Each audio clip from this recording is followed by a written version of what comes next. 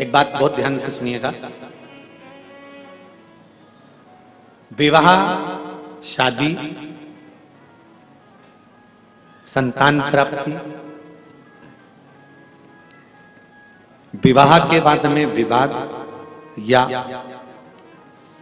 किसी नए कार्य के लिए आगे बढ़ रहे हैं और उसमें अड़चन आ रही है, तो एक बार किसी ज्योतिष आचार्य के पास जाकर पूछना, वो बता देगा या तो मंगल या शनि कुछ ना कुछ, कोई ना कोई क्रूर ग्रह तकलीफ दे रहा होगा। ज्योतिष आचार्य के पास जाएंगे, वो कहेगा। जितने भी ग्रह हैं, चाहे राहु हो, केतु हो, मंगल हो, शनि हो, बुध हो, भौम हो, सूर्य हो, ये सारे जो ग्रह हैं ये शंकर भगवान के शिवलिंग के पास में विराजमान है। शिवलिंग के पास में विराजमान है।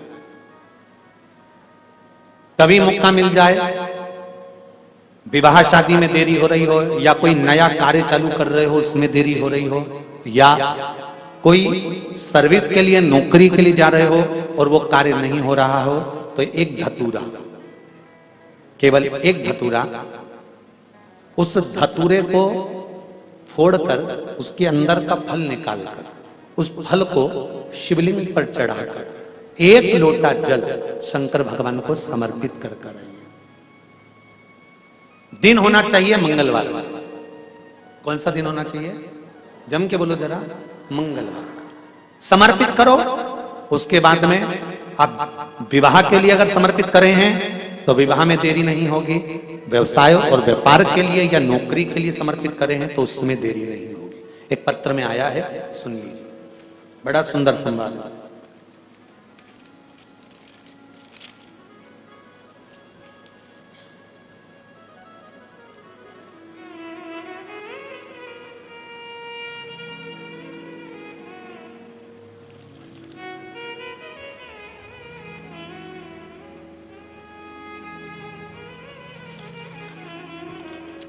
Shri D Sarika, D Shankar, Sangareddy, Telangana. कहीं बैठे हैं? आप ही हैं? दोनों हाथ हिला दो एक बार। श्री शिवाय नमस्तुभ्यम। आपने पत्र में लिखा है, गुरुजी चरणों को कोटि कोटि प्रणाम। शिव महापुराण की कथा की महिमा। क्या क्या बताऊं?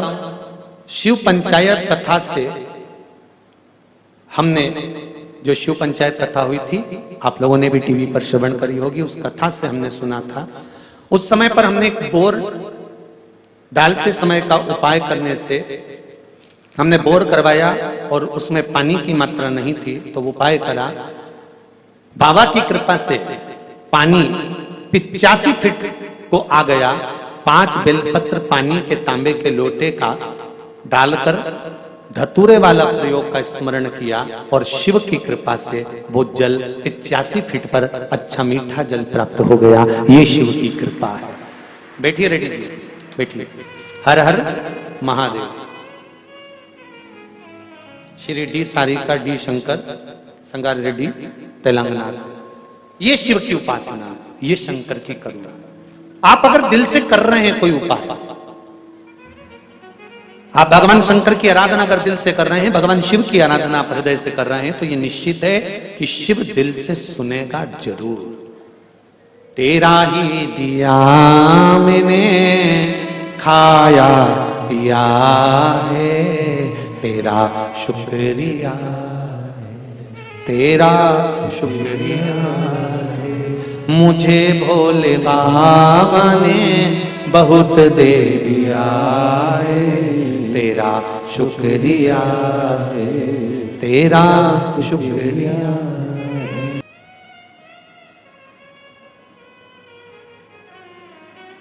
एक बार माता पार्वती जी ने शंकर जी से एक प्रश्न किया। नवग्रह शिव महापुराण की कथा हैदराबाद भाग्यनगर से सुन रहे हो। जितने लोग भी आस्था चैनल पर, फेसबुक, यूट्यूब पर और इस पंडाल में कथा सुन रहे हैं, बड़े ध्यान से सुनना। मां पार्वती भगवान शंकर से एक प्रश्न कर रहे हैं।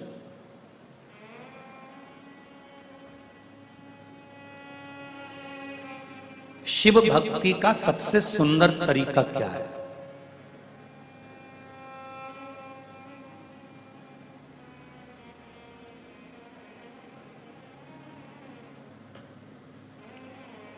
यदि हमको शंकर भगवान की भक्ति करना है तो उसका सबसे सुंदर तरीका, सरल तरीका क्या हो सकता है?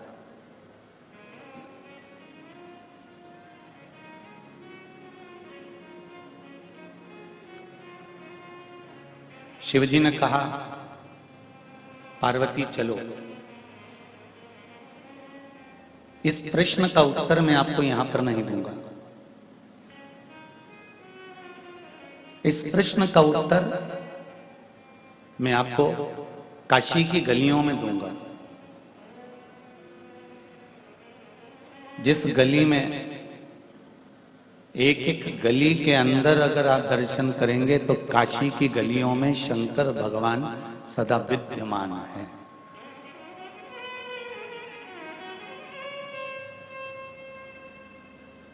काशी की गलियों में मेरा शिव विराजमान है।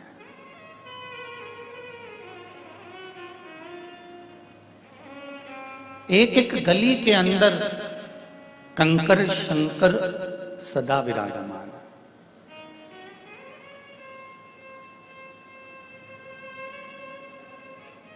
काशी की गलियों में भगवान शंकर पार्वती जी को लेकर चले।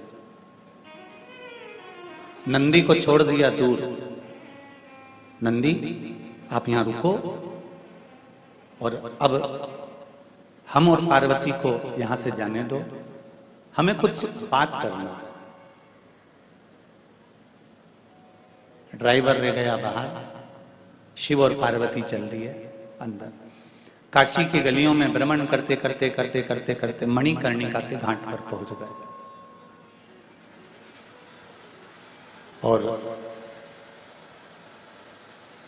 मणिकर्णिका के घाट पर जब पहुंचे और मणिकर्णिका के घाट पर जब दर्शन किया मणिकर्णिका का, तो पार्वती जी ने शिवजी को देखा। शंकर भगवान से पार्वती जी ने कहा कि ये आप मुझे इस मणिकर्णिका के घाट पर लेकर आए हो, आप मुझे यहाँ लेकर पहुंचे हो,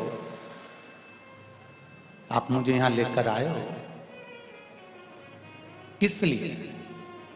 शिवजी ने कहा, पार्वती ये वो घाट है जहां पर मुर्दे एकाग्रित होकर आते हैं और अग्नि में उनको सौंप दिया जाता है और उनकी भस्म तैयार हो जाती है और वो भस्म फिर बाद में किसी काम की नहीं रहती, मुझ पर चढ़ती है और गंगा में विसर्जन हो जाती है।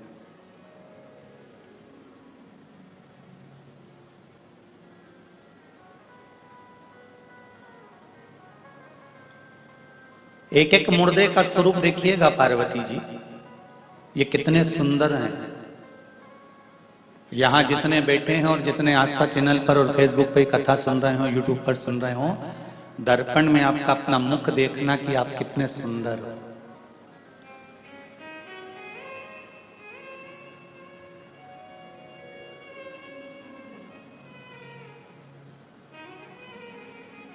इस सुंदरता को दर्पण में देखने के बाद में किसी के शरीर का ऑपरेशन हो रहा हो तो उस ऑपरेशन वाले शरीर को अंदर से देखना तो कितनी घृणा होगी।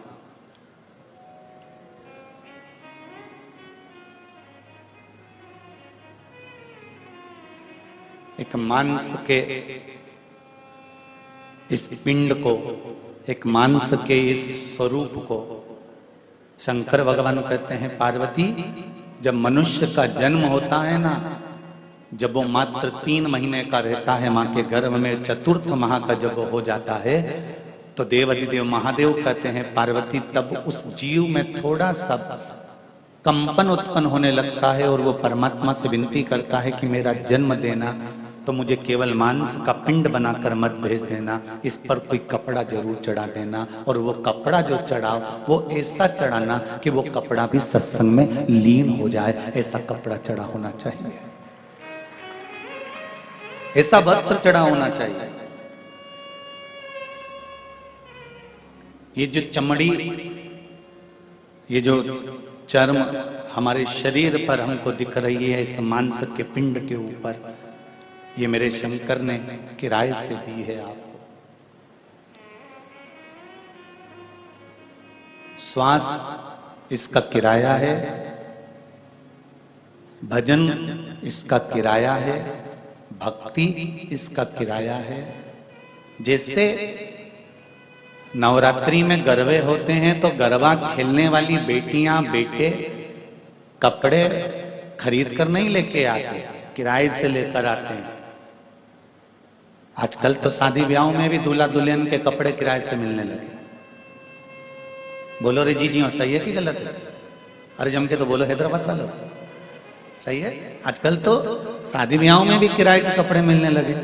गरबा खेलने जाओ तो किराए के कपड़े लेकर आ जाते हैं। कपड़े 9-10 दिन तक रखे, गरबा खेला, श्रृंगार करा, दर्पण में मुख देखा, सेल्फी ली, फोटो खींचा, उसके बाद में वो कपड़े वापिस देना पड़ गए, दे दिए।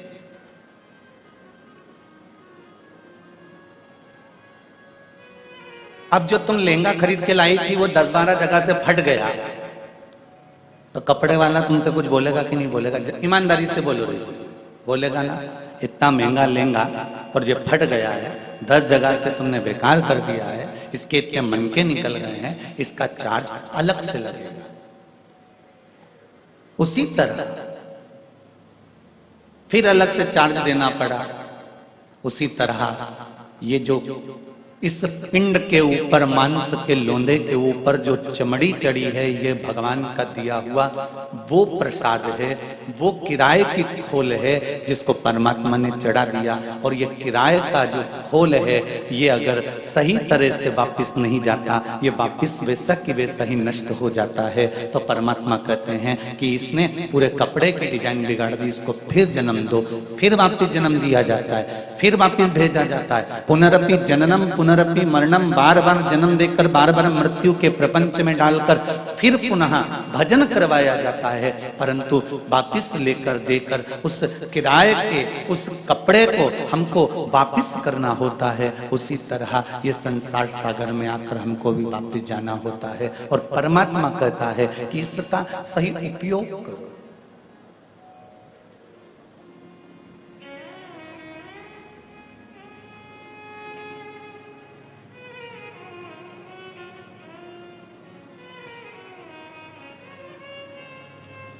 हीरा कितने का आता है? लाखों का, करोड़ों का। दर्पण कितने का आता है? 50 रुपए का, 100 रुपए का, 200 रुपए का। दोनों में कीमत किसकी ज्यादा होती है? हीरे की। पर हीरा पहनने के बाद सबसे ज्यादा जरूरत किस चीज की पड़ती है? अरे बोलो जम के, दर्पण की। वो 50 रुपए का दर्पण तुम्हारे हीरे की कीमत को साक्षी बनाता है कि तेरे चेहरे पर, तेरे कान पर, तेरी नासिका पर, तेरे सिर पर, तेरे गले में अच्छा लग रहा है। भले वो करोड़ों का हो गया, पर दर्पण जब तक तुम्हारे सामने नहीं होगा तब तक उस हीरे की कीमत तुम समझ नहीं पाओगे कि तुम्हारे पास आने पर कितनी है। उसी तरह शरीर भगवान ने दे दिया, पर इस हीरे की कीमत जब समझोगे, जब किसी शिव महापुराण के दर्पण में जाकर बैठोगे, तब समझ में आएगा कि हीरे की कीमत कितनी। ये शिव महापुराण की कथा नहीं है, ये दर्पण है।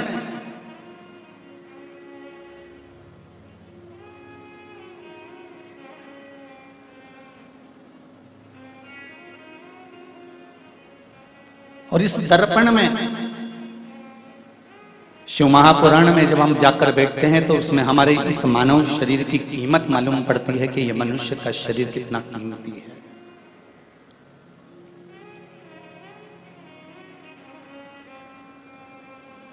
श्वास गिन गिन के तुझको मिलत है, ये लुटाने के काबिल नहीं है।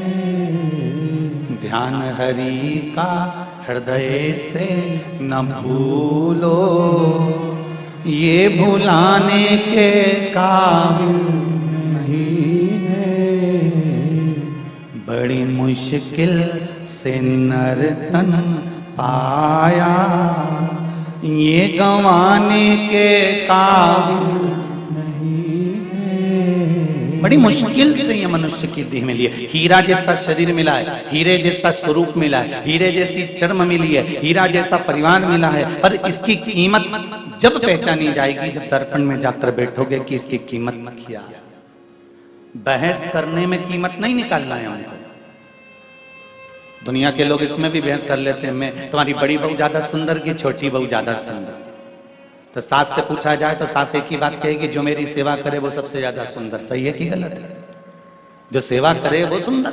अब उसमें कई कहते हैं कि बड़ी बड़ी सुंदर दिखती है, छोटी बड़ी अच्छी दिखती है, मंजली अच्छी दिखती है, संजली अच्छी। नहीं नहीं नहीं नहीं, जो सेवा में तल्लीन रहे, जिसकी चित्तवृत्ति में, जिसकी बुद्धि में, जिसके मन में सेवा का प्रकल्प प्रबल रहे, समझ लो वही सुंदर। भीतर की भी तो सुंदरता दिखी जाती है।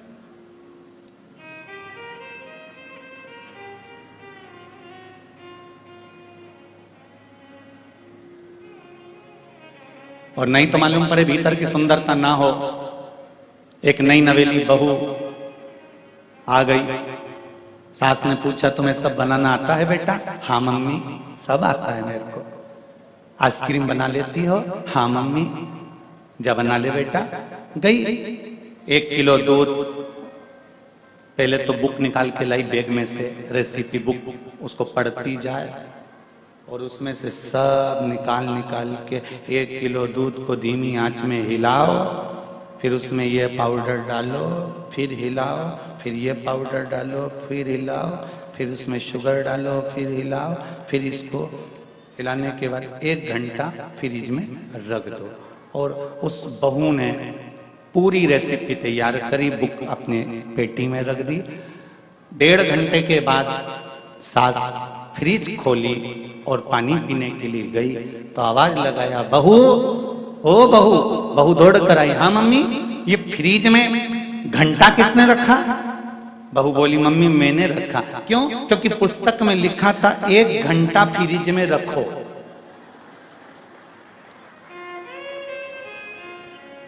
सास ने माथा ठोका, अरे ओ पगली, मंदिर का घंटा रखने थोड़ी ना बोला था, जो तूने वो गोल तैयार करा था उसको 1 घंटा फ्रिज में रखना था, और तू चली तो मंदिर का घंटा फ्रिज में रखकर आ गई। तो इस हम कह दें कि सास कह दे कि बड़ी बहू अच्छी है, कि छोटी अच्छी है, कि मंजली अच्छी है, कि संजली अच्छी है, जो सेवा में तल्लीन है वो अच्छी है।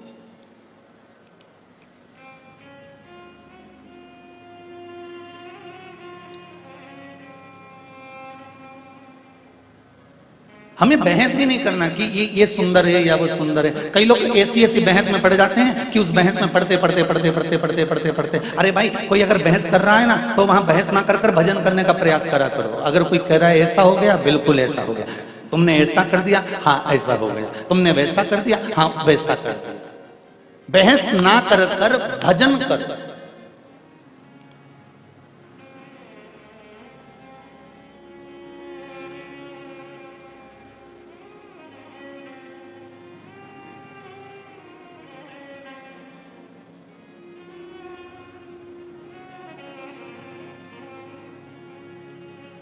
भजन में चित्त लगाओ, बहस ना। कोई कहे कि हाथी उड़ता है तो उससे कह दो, हाँ भैया बिल्कुल तुम सही कह रहे हो। अभी कल की बात है, मैं जब खिड़की के बाहर कपड़े सुखा रहा था तब तार पे हाथी बैठा था।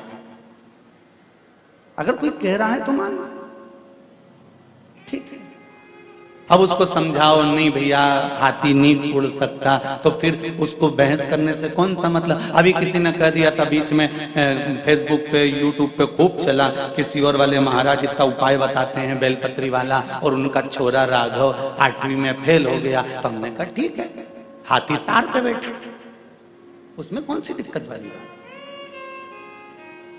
पर एक बात कहना चाहूंगा दिल से, हृदय से, व्यासपीठ से जितने भी इस शिव महापुराण के छोटे छोटे जो उपाय, जो शिव महापुराण में, स्कंद पुराण में, पद्म पुराण में, अग्नि पुराण में, नर्मदा पुराण में, लिंग पुराण में, ये सारी पुराणों में जो छोटे छोटे भाव लिखे जाते हैं, अगर इसको व्यक्ति दिल से करता है तो ये दिल से कहता हूं कि उसकी कामना पूर्ण जरूर होती है, पूर्ण जरूर होती है।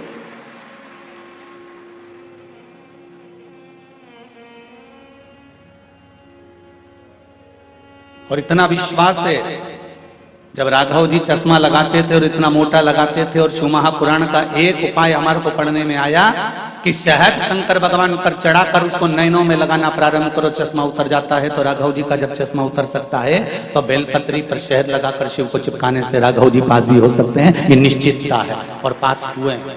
इसका प्रमाण देने की जरूरत नहीं है अपने को तो केवल बहस करने वालों से हटकर कह देना चाहिए कि तार पर हाथी बैठा है और हमने कल ही देखा है, निश्चित है। एक किसी ने प्रश्न लिखा, एक बहुत सुंदर पत्र लिखा, जरा ध्यान दीजिए।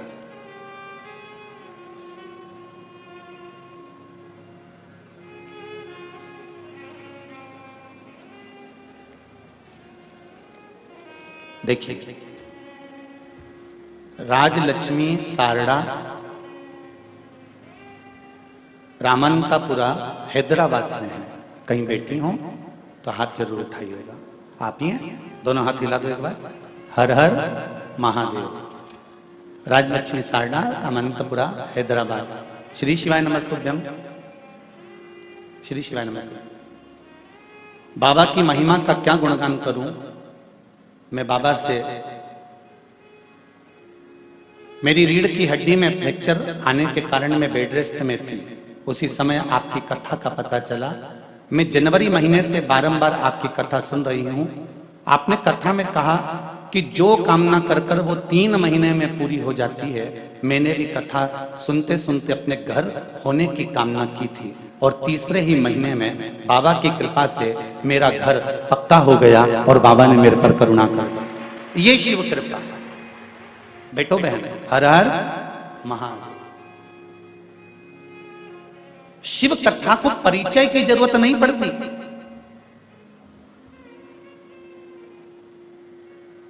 शिव कथा तो जो दिल से श्रवण करता है, हृदय से सुनता है। कल हमारे हरिद्वार वाले जजमान दोनों आए हुए हैं। कल जब मिलने के लिए वहां पधारे तो उनके शब्द थे, गुरुजी शिव महापुराण की कथा करवाने के बाद व्यक्ति के हृदय को क्या मिलता है हम अपनी वाणी से गुणगान नहीं कर सकते। ये इनके शब्द थे। क्या मिलता है शंकर की कथा से, क्या प्राप्त होता है शिव की कथा से, कितना हृदय चित्त को। और ये बाहेती परिवार से भी कहूंगा, आप कथा करवा रहे हो, बड़ी सुंदर सुंदर व्यवस्था आपने करी है, बड़ा आनंद का विषय रखा।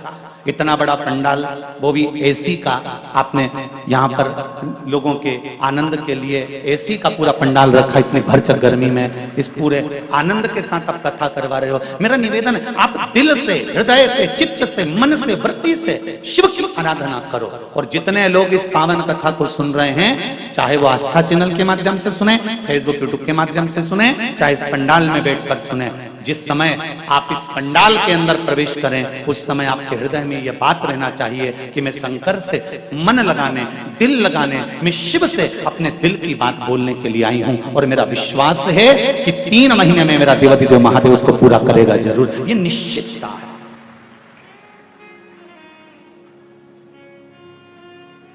शंभो शरणे पड़ी मांगू घड़ी रे घड़ी, दुख काटो दया करी ने दर्शन। आप शिव की भक्ति में अगर डूबे हुए हो, शंकर के स्मरण में अगर डूबे हुए हो, शिव आराधना में अगर डूबे हुए हो, शंकर के मंदिर जाना अगर आपने प्रारंभ कर दिया है, शंकर को 1 लोटा जल चढ़ाना अगर आपने प्रारंभ कर दिया है, शंकर की भक्ति में अगर डूब चुके हो। एक प्रश्न आया था कल, वो कक्ष में रह गया है। प्रश्न था,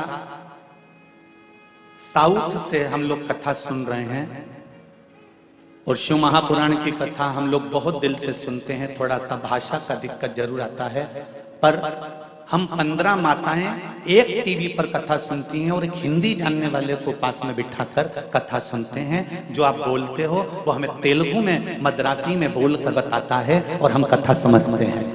हमारा प्रश्न ये है, हमारा प्रश्न केवल इतना सा है कि हमारे इधर मंदिरों के अंदर जल चढ़ाने के लिए नहीं जाने देते और हम पशुपति व्रत करें तो फिर कैसे करें। और ये प्रश्न एक का नहीं होगा, आप में भी कई लोग बैठे होंगे ऐसे जिनके भीतर का ये प्रश्न होगा। कितने लोग हैं जिनका प्रश्न है ये? अरे बहुत सारे। रुको रुको रुको रुको जरा, बहुत बढ़िया। ये प्रश्न किसी एक का नहीं, अगर मद्रास से आया है, चेन्नई से आया है और यहाँ हैदराबाद वालों ने भी करा है, तो फिर कोई प्रश्न में जरूर कोई बात है। तो उन्होंने कहा कि हमको मंदिर के अंदर जल नहीं चढ़ाने देते या शिव मंदिर तक नहीं जाने देते, शिवालय तक, तो हम फिर पशुपति व्रत कैसे करें? शिव महापुराण की कथा कहती है कि कंकर में शंकर है। एक काम करिए, बेलपत्री के वृक्ष के नीचे तो जल चढ़ा सकते हो। यदि बेलपत्री के वृक्ष के नीचे भी जल नहीं चढ़ा सकते तो घर में जो शिवलिंग है उस शिवलिंग पर भी आप, अगर मंदिर में जाने की अनुमति हो तो जरूर मंदिर में जाकर इस व्रत को करो, और अगर मंदिर में जाने की अनुमति नहीं है तो फिर घर के शिवलिंग पर भी आप पशुपति व्रत कर सकते हैं, भगवान शंकर की आराधना कर सकते हैं। स्वीकार करेगा मेरा शिव, स्वीकार करेगा मेरा शंकर। दिल से अगर पुकारोगे तो वो दिल से सुनता है।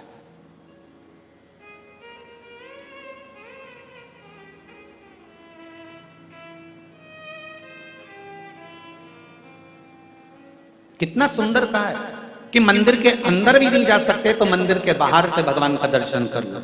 मंदिर के बाहर से भी दर्शन ना मिले तो उसकी चौखट का दीदार कर लो। चौखट पर भी नहीं जा सकते तो मंदिर के शिखर का दर्शन कर लो। शिखर दर्शनम सर्व पाप नाशनम, शिखर का दर्शन हो जाए उतना ही बहुत है। और वो भी ना मिले तो जिस गली में मेरा शंकर का मंदिर हो उस गली से निकल कर ही चले जाना, उतने में भी तुम्हारा कल्याण निश्चित है। मात्र उसके द्वार से निकल कर चलेगा।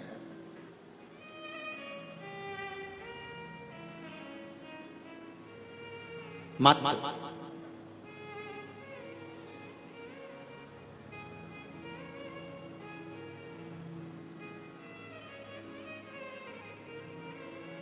कोई कहता है मेरे महबूब में चांद नजर आता है। शिव महापुराण कहती है कि मेरा महबूब तो एक ऐसा है जिसके मस्तक पर ही चांद रखा नजर आता है। कोई साधारण हो सकता है शिव?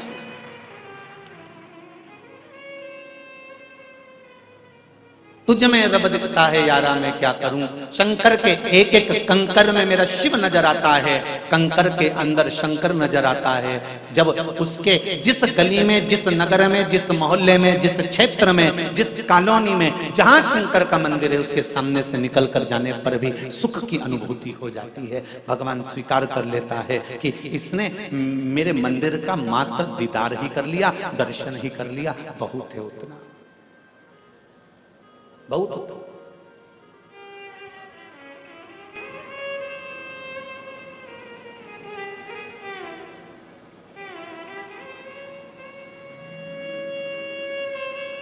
मैंने तेरे ही भरोसे बाबा, तेरे ही भरोसे हवा बिच उड़ती जावांगी।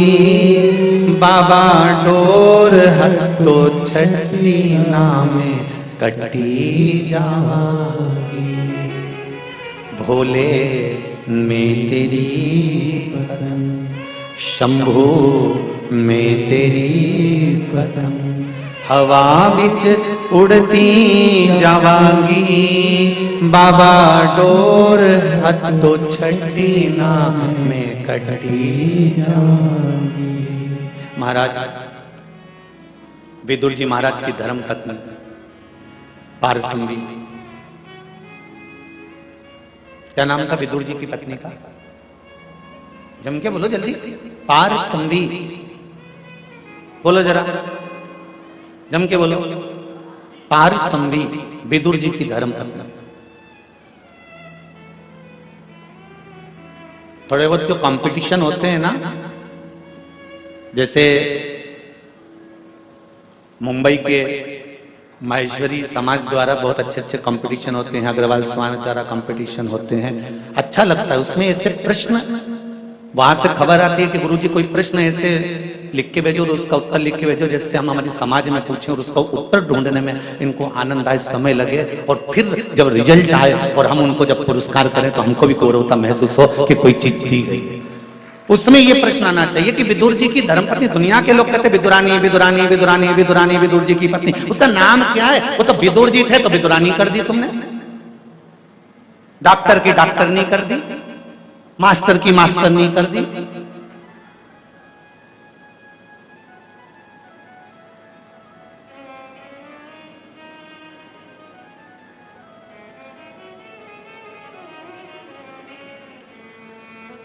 अब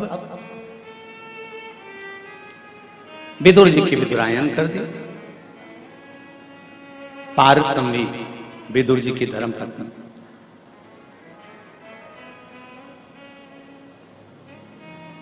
प्रतिदिन एक बेल वृक्ष के नीचे जाती थी, कंकर उठाती थी, बेल वृक्ष के नीचे रख देती थी और एक लोटा जल जो घर से लेकर जाती थी, स्मरण करती करती करती करती करती करती शिव को चढ़ाकर आ जाती थी। एक बार पारसमणी ने जब जल चढ़ाकर लौट कर आई तो विदुर जी ने पारसमणी से पूछ लिया, विदुरायन से पूछ लिया, आज तुमने भगवान शंकर से क्या मांग लिया जो इतनी प्रसन्न दिख रही हो? तो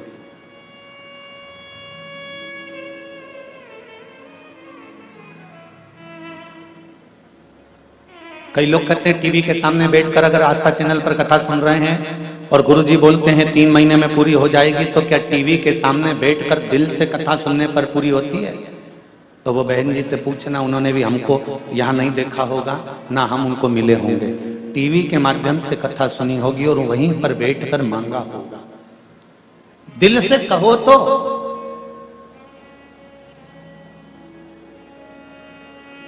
तुलसीदास जी कारागार में बैठकर जब हनुमान चालीसा की रचना करते हैं तो बंदर टूट पड़ते हैं अकबर के उस नगर में और तुलसीदास जी को कारागार से मुक्त करना पड़ता है। कारागार के अंदर बैठकर भगवान का भजन करा, राम जपा, शिव जपा, कृष्ण जपा, तो भगवान वहां भी आ गए।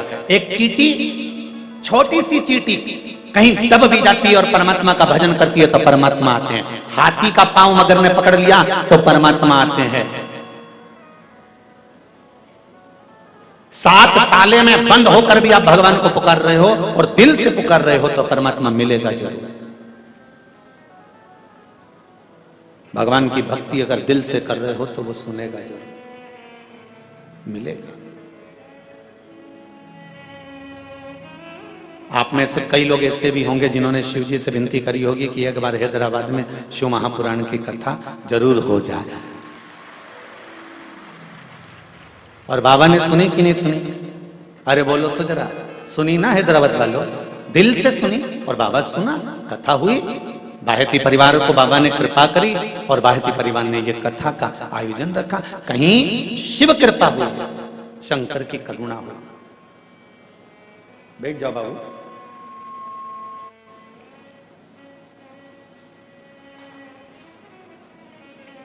शिव कृपा होती है, शिव करुणा करते हैं, तब कोई सुख का अनुभव होता है।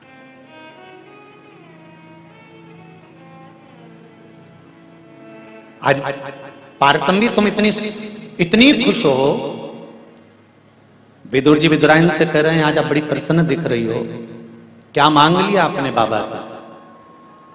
विदुरायन कहती है, पारसमणी कहती है, जो किसी ने नहीं मांगा वो मैंने मांगा। दुनिया के लोग मंदिर में जाते हैं तो भगवान से कहते हैं भगवान मुझे ये दे दो, भगवान मुझे वो दे दो। विदुरायन कहती है आज मैंने भगवान से कह दिया कि जो तुम्हारा सबसे श्रेष्ठ भक्त हो, जो तुम्हारी आराधना दिल से करता हो, उसकी सेवा करने का मौका मुझे दे दो। पारसमणी कहती है जो तुम्हारा श्रेष्ठ भक्त हो, जो तुम्हारी सेवा दिन रात करता हो, दिल से करता हो, दिखावे से नहीं, हृदय चित्त से करता हो, उसको मुझे सेवा का मौका दे दो। भगवान विदुर जी महाराज को हंसी आ गई और विदुर जी ने कहा विदुरायन से, घर में कुछ भी तो नहीं रहता, तू क्या देगी उन शंकर के भक्त को? सेवा करने वाले को भी तो सेवा की जरूरत पड़ती है, तो क्या प्रदान करेगी? तो विदुरायन कहती है, पारसमणी कहती है, जब मौका मिलेगा तब सोचेंगे। इनको ये नहीं मालूम था कि कि शंकर का गुणगान करने वाले, शिव की भक्ति में डूबने वाले, शिव की सेवा करने वाले कोई दूसरे नहीं होंगे। विदुर जी को मालूम नहीं था कि दुर्योधन ने 56 भोग बनाकर रखे थे, ढेर सारे पकवान बनाकर रखे थे, और जिसके घर में वीआईपी पार्टी होती है व्यक्ति वहां जाना पसंद करता है, पंगत में भोजन करना पसंद नहीं करता। अगर भगवान कृष्ण चाहते तो वीआईपी पार्टी में चले जाते, भगवान कृष्ण चाहते तो दुर्योधन के घर चले जाते, भगवान कृष्ण चाहते तो 56 भोग खाने चले जाते, भगवान कृष्ण चाहते तो 56 मेवा पकवान पाने के लिए चले जाते। पर उन्होंने 56 भोग त्याग दिए, और जो विदुरानी ने मांगा था कि शिव के सेवक शंकर के भक्त की सेवा मुझे करने का मौका मिले, और कृष्ण दौड़कर विदुरानी के घर चले जाते हैं, ये शिव कृपा से मिलता।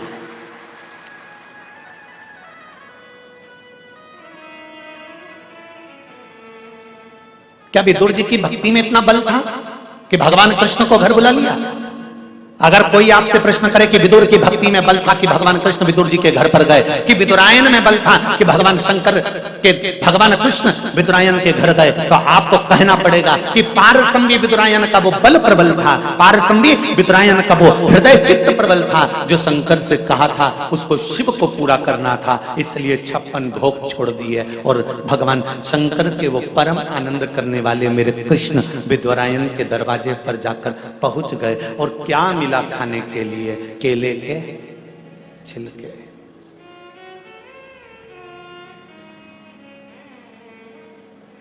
किसी ने अंदाजा लगाया?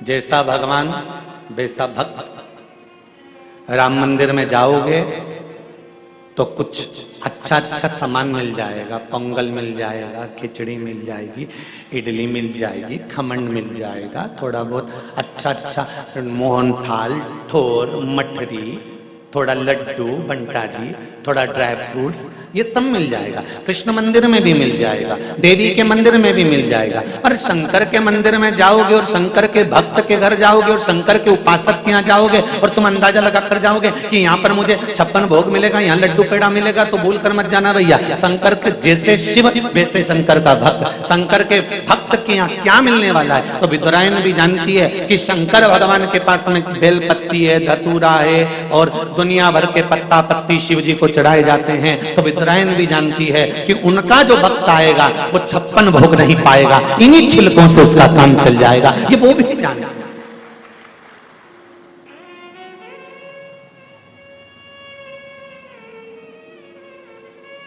बहुत वीआईपी को बुलाओ ना तो वीआईपी जैसी व्यवस्था करना पड़ती है, साधारण को बुलाओ तो साधारण जैसी व्यवस्था करना पड़ता है। ना जरूरत है ही क्या, आए खाए पिए मौज करे चल जाए।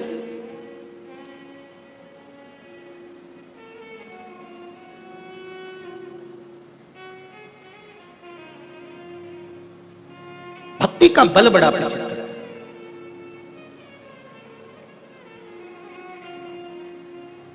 और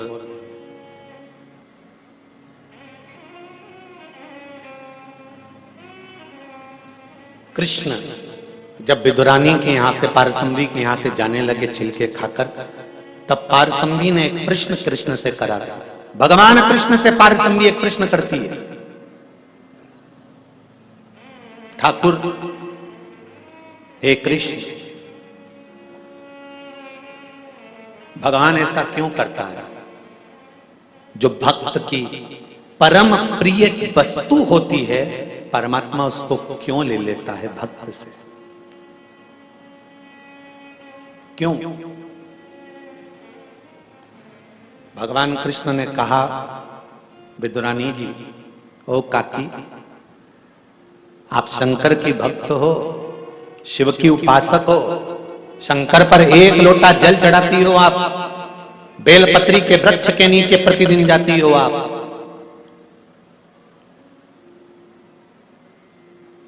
जिस बेलपत्री के वृक्ष के नीचे 64 योगिनियां, 33 कोटि देवी देवता एक बूंद जल का इंतजार करते हैं, उस बेलपत्री के वृक्ष के नीचे आप जाती हो, साधारण नहीं है।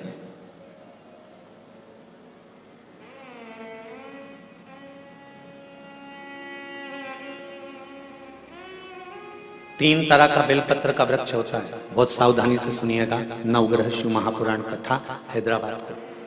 एक बेलपत्री का वृक्ष आप खड़े होना आपके घुटने तक होगा। एक बेलपत्री का वृक्ष आपके कंधे तक होगा। एक बेलपत्री का वृक्ष आपके सिर से ऊंचा होगा। गौरी, कात्यायनी और महालक्ष्मी, तीन बेलपत्री के वृक्ष की अवस्था रहती है।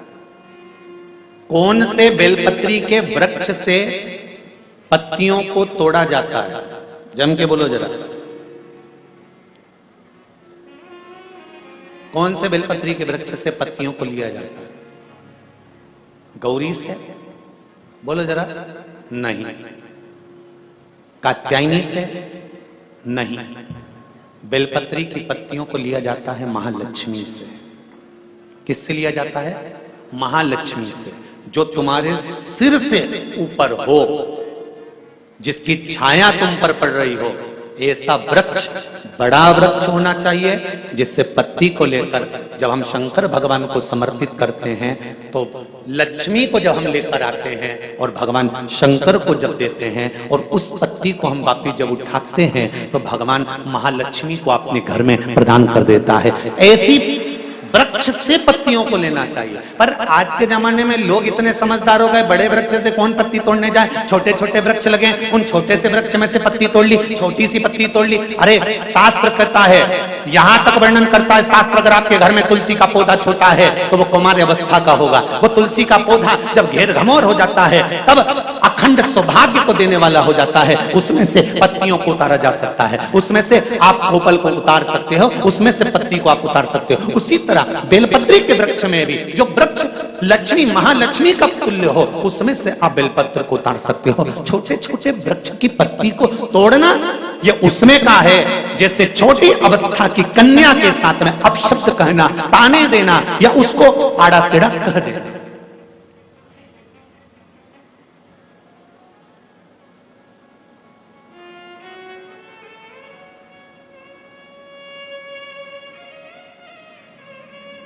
नवरात्र में कन्याओं का भोजन कराती हो कि सौभाग्यवती माताओं का भोजन कराती हो? जल्दी बोलो। कन्याओं का। तो सौभाग्यवती को कराने में क्या दिक्कत है? नवरात्र में सौभाग्यवती को भोजन कराने में क्या दिक्कत है? पर दुनिया के लोग कहते हैं कि नवरात्र में कुंवारी कन्याओं का भोजन कराना चाहिए। और जब सौभाग्यवती माताओं का भोजन होता है, सुहागन करते हो, जब तुम्हारे घर में जब सुबासनी करते हो, सौभाग्यवती माताओं का भोजन करते हो, तब कुंवारी कन्या का भोजन कराते हो क्या? नहीं, उस समय सुहागन माताओं का भोजन होना जरूरी है। ये एक अवस्था होती है कि कब कुंवारी कन्या को भोजन कराना है, कब सौभाग्यवती को भोजन कराना है, कब बटुकों को भोजन कराना है, कब ब्राह्मणों को भोजन कराना है, कब ब्राह्मण के बच्चे को भोजन कराना है, कभी साधु संत सन्यासी तपस्वी साधक उपासक को भोजन कराना है। एक समय की अवस्था होती है। जैसे जिसकी पत्रिका में मंगल होता है, जिसकी राशि के अंतर्गत मंगल होता है और उसका विवाह नहीं हो रहा, या मंगल होने के कारण बस उसको तकलीफ आ रही है, या विवाह हो भी गया तो संबंध टूटने जैसा हो गया, कहीं कहीं अदालत में कार्रवाई चलने लगी, कहीं कहीं विवाद जैसी स्पर्धा उत्पन्न हो गई, कहीं कहीं विवाद सामने आ गया, तो उसको कुछ नहीं करना चाहिए। अगर बाजार जाए, अगर मूंगा किसी की अंगूठी में लगा हुआ हो, या मूंगा कहीं उसके घर में पड़ा हो, या मूंगे की माला पड़ी हुई हो, उस मूंगे का पानी, मूंगे को पानी में डाल दो और उसका पानी शंकर भगवान को मात्र 31 दिन तक लगातार चलाना प्रारंभ कर दे। अदालत में केस बंद हो जाएगा और पति पत्नी वापस एक जैसे हो जाएंगे, वापस जुड़ जाएंगे। और अगर विवाह नहीं हो रहा है तो मंगल राशि वाले का अगर विवाह भी नहीं हो रहा तो मंगल विवाह आनंद के साथ पूर्ण होगा। ज्यादा भटकना, बस 31 दिन तक मूंगे का पानी, जो मूंगा आप लोग अंगूठी में पहनते हो, हाथ में पहनते हो, माला पहनते हो, उसी मूंगे को पानी में डालकर उसका जल शंकर को चढ़ाना प्रारंभ कर दो।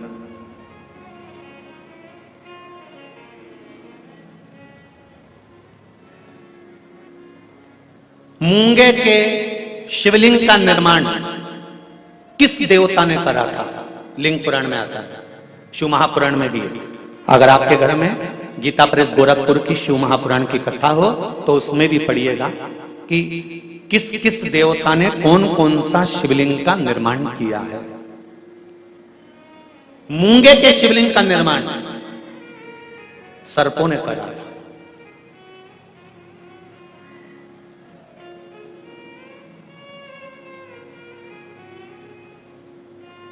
जब शिवलिंग का निर्माण हुआ, पूजन हुई, शिवजी ने आकर आशीर्वाद प्रदान करा। तब सर्पों ने केवल एक बात मांगी थी कि हमारी इन सर्प कन्याओं, ये सांप की बेटियां हैं, सर्प की बेटियां हैं, सर्प के पुत्र हैं, इनका विवाह कैसे होगा? कौन होगा जो इनसे विवाह करे? इन सर्प कन्याओं का, इन सर्प वरों का विवाह होगा कैसे? शंकर भगवान ने कहा तुम चिंता मत करो, तुमने मूंगे का शिवलिंग का निर्माण कर कर मेरी पूजन करी है। जब जब एक लोटा जल समर्पित होगा और जो हृदय से मुझे चढ़ाएगा, उस कन्या के विवाह का, उस वर के विवाह का भार मेरे माथे पर आ जाएगा और मंगल विवाह मैं करूंगा। ये शिव वचन है।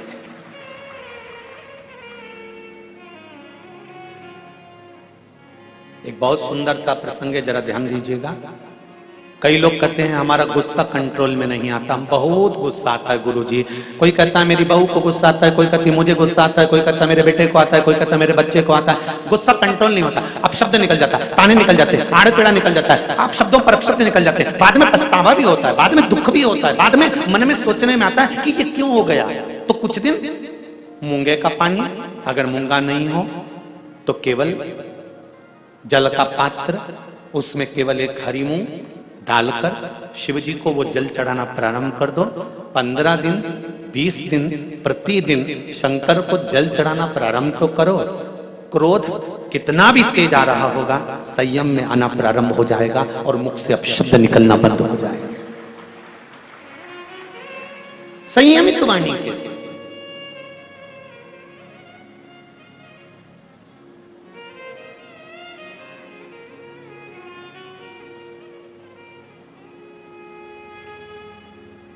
केवल शंकर भगवान की आराधना किस रूप में करना है, कैसे करना है, किस तरह से करना है, शंकर भगवान की पूजन किस रूप में करना है, किस तरह से करना है, हमको शिव महापुराण के माध्यम से ये सीखना है। क्यों? क्योंकि हम बहुत सी गलतियां करते हैं साहब। जरा जरा सी बात में अदालत में केस पहुंच जाता है, जरा जरा सी बात में पति पत्नी अलग हो जाते हैं, जरा जरा सी बात में भाई भाई अलग हो जाते हैं। कारण क्या है?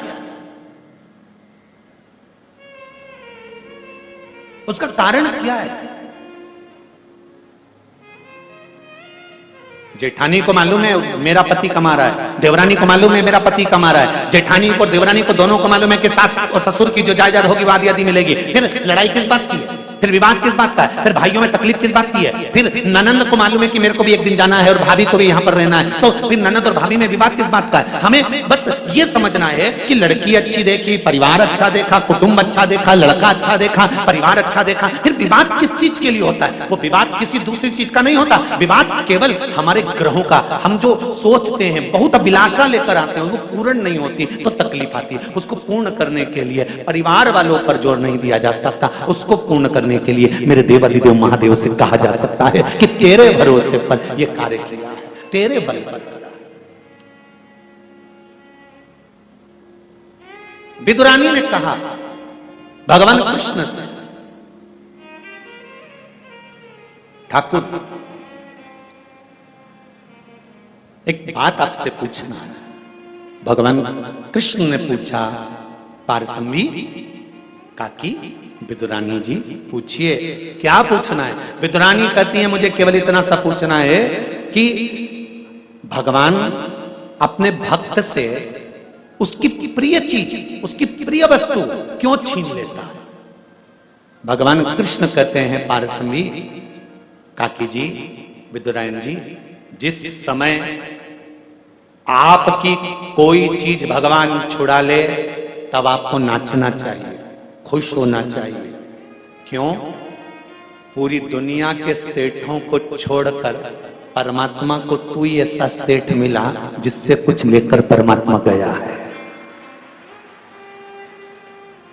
पूरी दुनिया के सेठों को छोड़कर परमात्मा को केवल तू सेठ मिला, तेरे पास परमात्मा आया और तुझसे कुछ लेकर गया है। जब तुम्हारी कोई वस्तु तुम्हारे पास से चली जाए, कोई चीज तुम्हारे पास से चली जाए, तो उसमें दुख नहीं मनाना, परमात्मा ने दिया था, परमात्मा लेकर चले गया, उसमें तुम प्रसन्न होना कि वो देव अधिदेव महादेव ने दी थी और उसने वापिस ले ली है, उसमें दुख नहीं करना।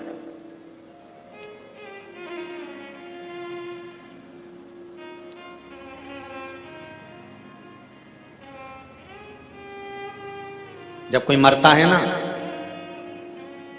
तो घर के लोग रोते हैं, इनको कोई रुलाता है? अरे बोलो तो सही भाई, शादी में महिला संगीत में डांस करना है, नाचना है तो उसकी तो प्रैक्टिस करना पड़ती है 15 दिन पहले। पर कोई मरे तो इतने सारे लोग आएंगे तो बैठ के रोना पड़ेगा, तो इसकी प्रैक्टिस कोई कराता है? अरे बोलो जम के कोई कराएगा? नहीं, इसकी प्रैक्टिस नहीं कराई जाती और रोने की प्रैक्टिस नहीं कराई जाती। पार्वती जी ने शिव जी से पूछा कि ये मरने के बाद परिवार वाले क्यों रोते हैं? शंकर भगवान ने कहा ये मरने के बाद परिवार वाले व्यक्ति के लिए नहीं रोते, वो इसलिए रोते हैं कि इतना भरा पूरा मेहनत कर कर कर चले गया, सब जोड़ कर छोड़ कर चले गया, जिंदगी के सुख के दिन आए थे और 2 रोटी सुख से नहीं खा सका, पूरी जिंदगी कमा कमा कमा कमा आखिरी में छोड़ा गया और फोटो पे प्लास्टिक के फूल की माला चढ़ गई। इसलिए रोना आ रहा है कि सब छोड़ कर चले गया, जो जिंदगी भर मेहनत करी। अब खुशी का समय आया था, अच्छा समय आया था, गोल्डन समय आया था और बड़ा सुंदर समय आया था, जिस समय खाने की समय था, एंजॉय का समय था, फुल एंजॉयमेंट जीवन को जीना था, उस समय पर जाने का समय हो गया। निवेदन करूंगा हैदराबाद वालों, जितने लोग आस्था पर कथा सुन रहे हैं, फेसबुक यूट्यूब पर सुन रहे हैं, प्रतिदिन हर पल हर क्षण हर घड़ी जितने दिन आपकी जिंदगी के हैं, ये मत सोचना कि परसों के दिन मैं अच्छे से ये कर लूंगा, मैं कल ये कर लूंगा, मैं नरसों ऐसा कर लूंगा, मैं 8 दिन बाद ऐसा कर लूंगा, मैं 15 दिन बाद ऐसा कर लूंगा। नहीं, शिव महापुराण की कथा कहती है काल करे सो आज कर।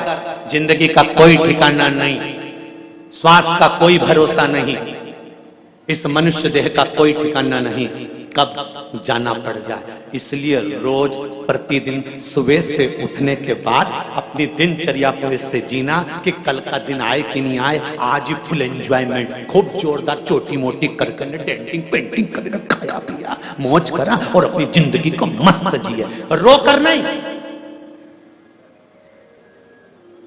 नहीं तो सुबह से उठे और रोकर जिंदगी जी रहे हो। बहू ने ऐसा कर दिया, सास ने ऐसा बोल दिया, देवरानी ने ऐसा कर दिया, नंदन ने ऐसा कर दिया, तुम्हारे भाई ने ऐसा कर दिया, तुम्हारे बंधु ने ऐसा कर दिया, काका जी ऐसा बोल रहे थे, रिश्तेदार ऐसा बोल रहे थे, फूफा जी ऐसा बोल रहे थे। नहीं, सुबह से उठो और चेहरे पर स्माइल हो और मुख पर श्री शिवाय नमस्तुभ्यम हो। घर के लोग भी कहें बहू आज बड़ी प्रसन्न दिख रही है, तो कह देना शिव महापुराण की कथा में जीने का तरीका सीख लिया है, कब मर जाऊं ठिकाना नहीं, इसलिए रोज एंजॉयफुल जीना चाहती हूं, अपनी जिंदगी को फुल एंजॉयमेंट के साथ जीना चाहती हूँ, कब मर जाऊं इसका क्या ठिकाना। इसलिए जोरदार जोरदार हम ये भी नहीं कहें कि बहुत सोना चांदी पहनो, तुम तो तुम्हारे पास जो अच्छी अच्छी साड़ी रखी हो उनके पटली लगा लगा के अच्छी जोरदार पहनो, क्योंकि सब धरी की धरी रह जाएगी, बाद में दूसरे पहनेंगे, तुम ऊपर क्या पहनोगे? फिर ऊपर जाके क्या याद करोगी? यमराज से कहोगी यमराज वंश मोर,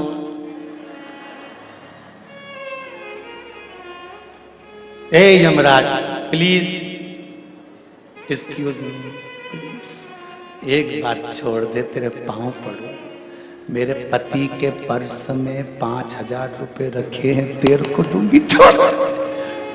यमराज के चल रही है लीला, अरियो कमला चल, सुने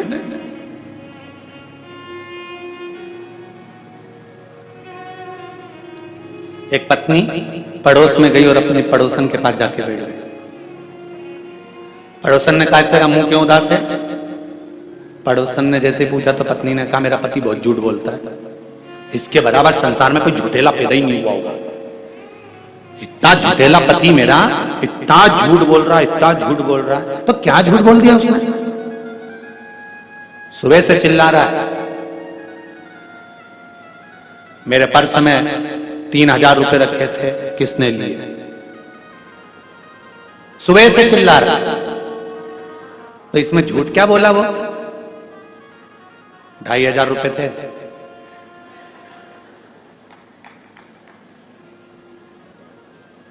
मैंने खुद पर्स में से निकाले 2500। अब बताओ इतना झूठेला पति कहां से ला?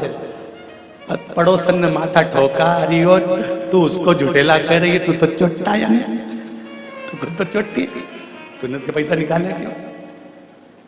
पर सही तो बोलना चाहिए ना, झूठ बोल रहा है कि 3000 थे 3000 थे 3000 थे, मैंने तो खुद देखा ना 2500 थे।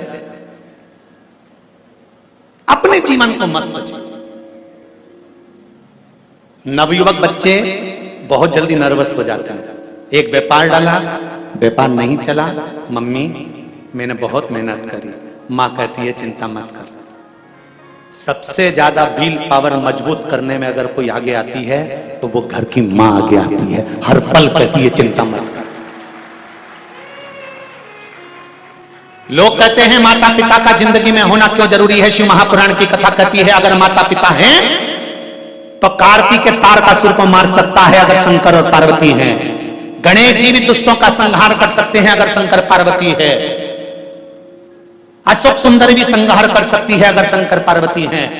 घर में जब तक बुजुर्ग माता पिता रहते हैं बच्चों का विल पावर मजबूत करते रहते हैं। घाटा लग गया ना कोई बात नहीं, चिंता मत करना, मेरे पास में थोड़ा पड़ा है, चूड़ा ले जा, बेचिया, कर्जा निपटा दे, चिंता मत करना, फालतू की चीज मत सोचना।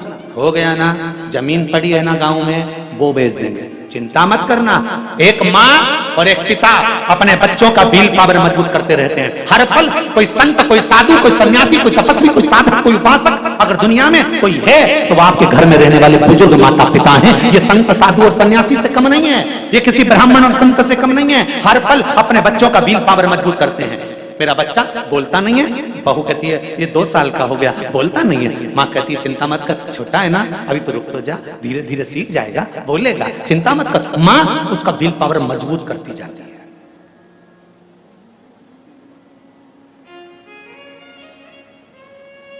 क्या चिंता करना, अब सौंप दिया इस जीवन का सब भार तुम्हारे हाथों, हे हार तुम्हारे हाथों में और जीत तुम्हारे। प्रतिदिन अपनी जिंदगी को भगवान शंकर की कथा कर रही है। भगवान कृष्ण विदुरानी जी से कह रहे हैं, पारसंबीज से कह रहे हैं, काकी मां ध्यान रखना, प्रतिदिन अपनी जिंदगी का ऐसा जीना कि ये जीवन फिर आए कि ना आए, खूब खुश होकर एंजॉयफुल जीवन जियो। 1 लोटा पानी शंकर को चढ़ा दो, 3 बार ताली बजा दो, बम बम भोले बोल दो, श्री शिवाय नमस्तुभ्यम बोल दो। ये वो मंत्र है शिव महापुराण का, ये मूल मंत्र है शिव महापुराण का। हॉस्पिटल में भी अगर कहीं का पड़ा है और मंत्र का जाप कोई कर रहा है तो उस मंत्र का फल तुरंत देखेगा। पत्र में आया है।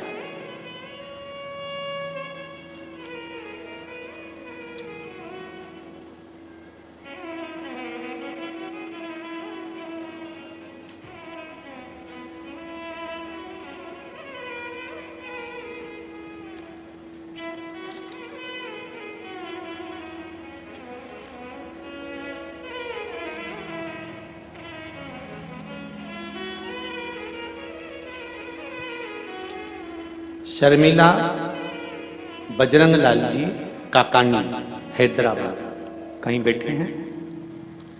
हाथ उठाइएगा। शर्मिला बजरंग लाल जी काकानी हैदराबाद, कहीं बैठे हो? हाथ हिलाइएगा, दोनों हाथ हिलाओ। हर हर महादेव। आपने पत्र में लिखा है दीदी,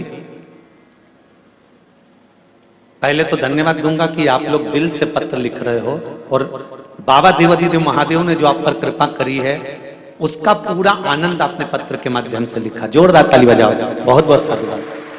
श्री शिवाय नमस्तुभ्यम, प्रणाम। पशुपतिनाथ व्रत के महिमा का और 1 लोटा जल, इन सबका मैं क्या वर्णन करूं। आपने जो जो उपाय बताया मैंने किया, इन सबका मैं क्या क्या वर्णन करूं। गुरुदेव, 3 साल पहले मेरे पति बजरंग लाल जी की तबीयत बहुत खराब हो गई थी। हार्ट का प्रॉब्लम, शुगर, बीपी, डॉक्टर ने कहा था बाईपास कराना पड़ेगा। शुगर 500 थी, बीपी 200 रहती थी। हमारे भाई साहब जी, जेठ जी ने कहा आप शिव महापुराण की कथा सुनो। फिर हमने तब से कथा सुनना प्रारंभ किया और मैंने माला श्री शिवाय नमस्तुभ्यम की जपना प्रारंभ किया। 1 लोटा जल चढ़ाना और फिर पशुपतिनाथ का व्रत किया। फिर 2 महीने के बाद डॉक्टर के पास गए तो डॉक्टर ने कहा टेस्टिंग करवाओ। बोले हमने टेस्टिंग किया तो रिपोर्ट देखकर डॉक्टर परेशान हो गया और डॉक्टर ने कहा इनका बाईपास की जरूरत नहीं है, बस एक ही स्टंट बिठाना पड़ेगा और बीपी भी अभी नॉर्मल है और शुगर भी नॉर्मल है। ये शिव कृपा है। बेटो बहन, श्री शिवाय नमस्ते। शिव उदारता किसको कहते हैं?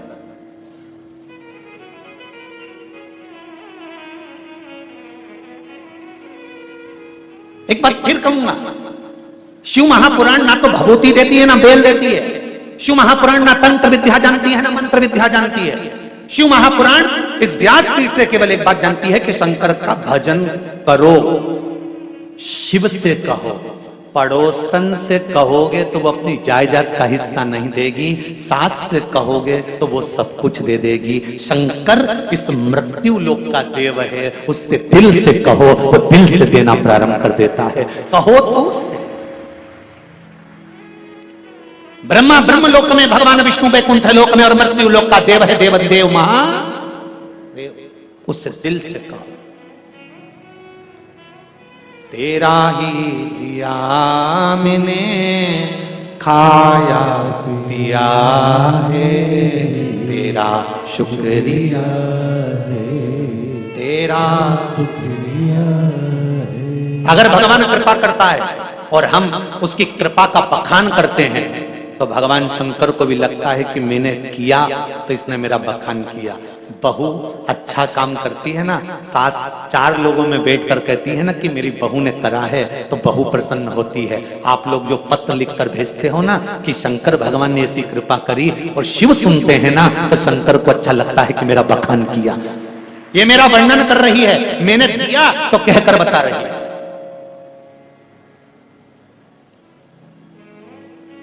एक नट, कबीरा कहते हैं, एक नट पति पत्नी को दिलाता है तो पत्नी पूरे मोहल्ले में दिखाती है मेरे पति ने दिलाई है, मेरे पति ने दिलाई है।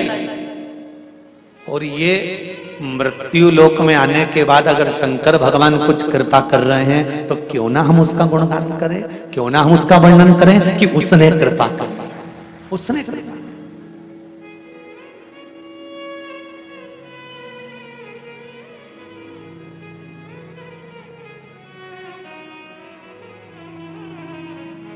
ये उसकी कृपा बिना नहीं हो सकता। और हमारे कर्म के अनुकूल हम प्रतिदिन शिव की आराधना कर रहे हैं। श्री शिवाय नमस्तु, श्री शिवाय नमस्तु, श्री शिवाय नमस्तु, श्री शिवाय नमस्तु, श्री शिवाय नमस्तु। इन मंत्र का हम जाप कर रहे हैं तो शिव हमें स्वीकार कर रहा। पंचाक्षर जप लो नमः शिवाय, षडाक्षर जप लो ओम नमः शिवाय, द्वादशाक्षर जप लो ओम नमो भगवते वासुदेवाय, 2 अक्षर का जप लो राम, 2.5 अक्षर का जप लो कृष्ण। पर मंत्र जाप हो, चाहे माला हो, चाहे शंकर भगवान पर 1 लोटा जल हो, दिल से चढ़ाना, दिल से, दिखावे से नहीं।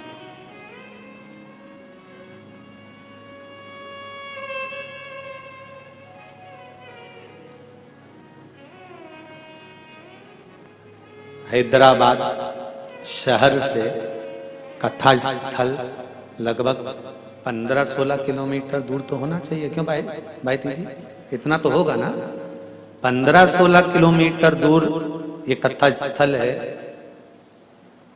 एस कन्वेंशन 7 अमराई राजमहल होटल के पास हैदराबाद, ये जो स्थान है।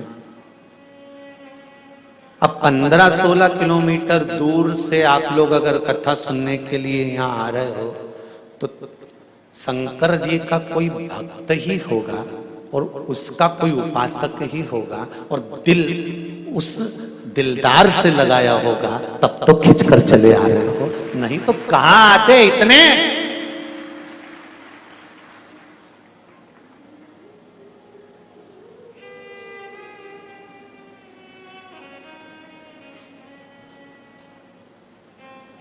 उससे मन लग गया, उससे हृदय लग गया, उससे अपने चित्तवृत्ति को जोड़ा है।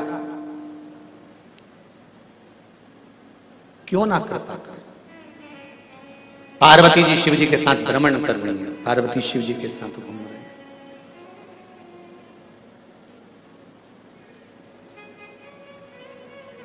सरल देव, सहज देव, वो है देव अधिदेव महादेव। सरल,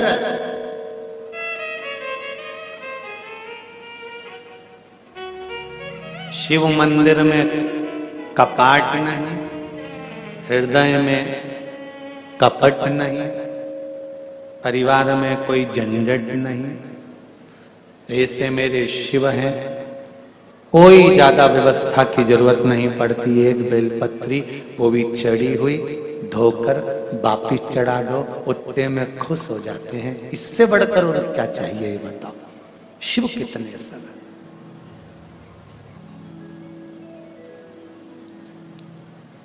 श्री शिवाय नमस्तु। सरल। शंकर भगवान पार्वती जी को लेकर गए, काशी की गलियों में भ्रमण कर रहे।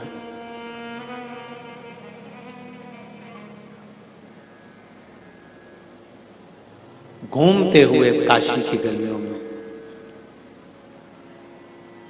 पार्वती मणिकर्णिका पर बैठकर इस काया को देख रही है और उस काया को जलता हुआ भी देख रही है।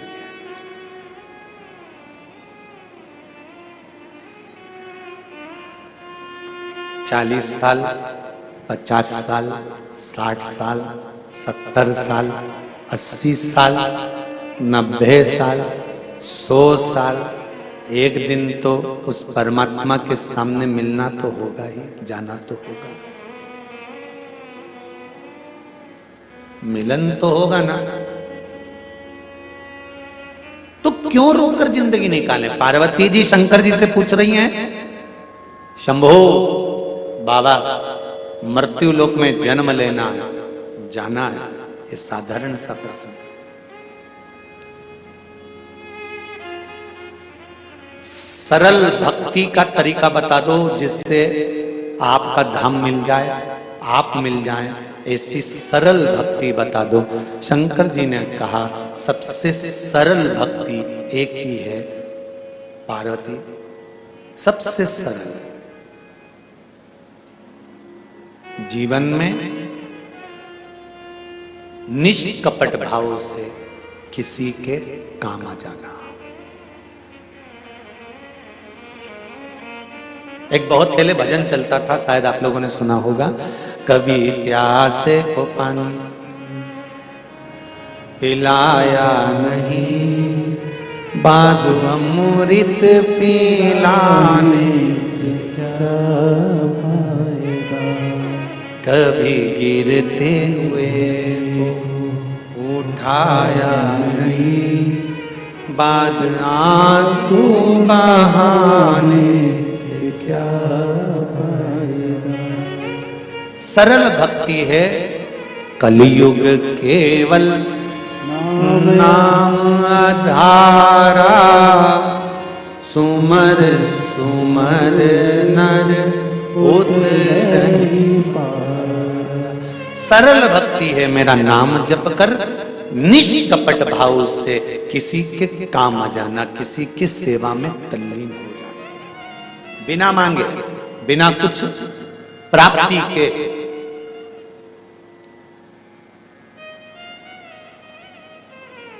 कभी विदुरानी जैसी चतुरता आप भी रखिएगा। एक आध बार शंकर जी के मंदिर में जाओ ना और शिव जी जब अकेले दिख जाए, वैसे तो आज के समय में शंकर और अकेले बहुत बड़ी बात है। जब से शिव महापुराण की कथा टीवियों पर चालू हुई है तब से शंकर जी के मंदिर में शंकर अकेले है ही नहीं। अब तो पार्वती जी को भी शिव जी से बात करना पड़ती है तो इंतजार करना पड़ता है थोड़ा। क्यों भाई जी, सही बात है। अब अगर राय लेना पड़ती है ना पार्वती जी से, तो पार्वती जी भी कहती है अब अकेले में कम मिले तो शिव जी कहिए सब जाए तब तू मिल जाना। बड़ी सरलता में भाव महाराज। जब भोलेनाथ जी अकेले में हो ना तो एक आध बार पारसम्बी जैसी बात तुम भी शिव जी से कह दिया करो, बोले बाबा लोग तुम्हारे ऊपर खूब जल चढ़ाते हैं, खूब आनंद कराते हैं, खूब बेलपत्ती चढ़ाते हैं, खूब धतूरा चढ़ाते हैं, खूब तुम्हें घिस घिस के नहवाते हैं। अब एक आध दिन एक काम करो, मेरे साथ मेरे घर चलो, बहुत दिन हो गए हैं, मेरे घर में रहना, आनंद पाना। जब दिल से कहोगे और चलते चलते कहने के बाद आप नंदीश्वर से भी कह दो, नंदी को भी जाकर कह दो कि शाम को जब भ्रमण पर बाबा निकले तो मेरे घर पर थोड़ी देर रुक जाना, अंदर प्रवेश कराना, एक आध दो दिन आराम करना, फिर चले जाना, उसमें क्या दिक्कत। निष्कपट भाव से जो सेवा का प्रकल्प है वो जीवन का सुख है, उसमें परमात्मा की प्राप्ति है।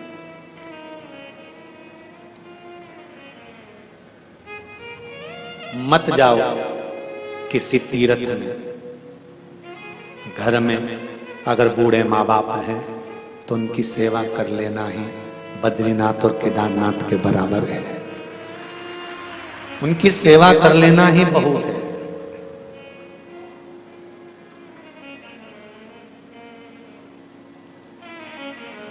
पर बड़ा विचित्र जमाना आ गया जी,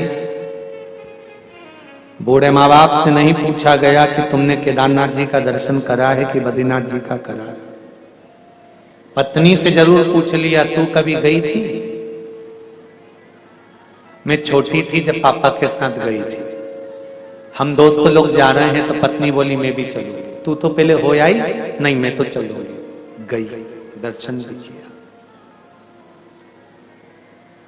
एक बार दिल से आप उनसे भी कह सकते थे, घर के बुजुर्गों से, कहा इनका स्वास्थ्य ठीक नहीं रहता, इनको कहां लेकर डोलेंगे, कहां लेकर जाएंगे। मत ऊपर लेकर जाना, केदारनाथ और बद्रीनाथ तक, हरिद्वार की पौड़ी तक तो ले जा सकते थे।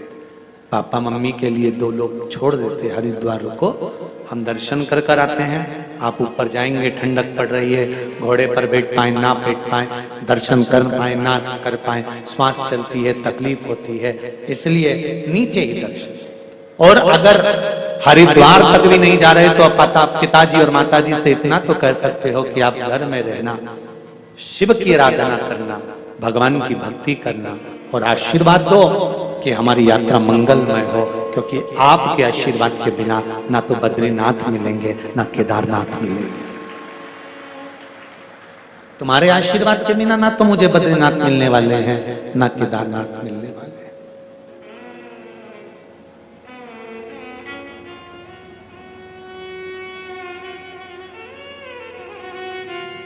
एक बच्चा रोज मंदिर जाता है और रोज मंदिर से आकर कहता है मम्मी आज मैं रामेश्वरम गया था, आज मैं केदारनाथ जी गया था, आज मैं बद्रीनाथ जी गया था, आज मैं मल्लिकार्जुन गया था, आज मैं महाकाल गया था। माँ भी हंसकर कहती है कहाँ पागलों जैसी बात करता है, पास के मंदिर जाता है लोटा भर जल चढ़ाने के लिए और कहता है मैं केदारनाथ गया था, मैं बद्रीनाथ गया था, मैं महाकाल गया था, मैं मल्लिकार्जुन गया था। तो इतने में पड़ोसन ने कहा बेटे का दिल है, शंकर के मंदिर में अगर जल चढ़ा कर आता है और दिल से कहता है कि मैं वहां गया था, तो जब उसने जल समर्पित करा है रामेश्वर के नाम से तो वो जल रामेश्वर पे ही गया था, ये निश्चित है, दिल से दिया गया।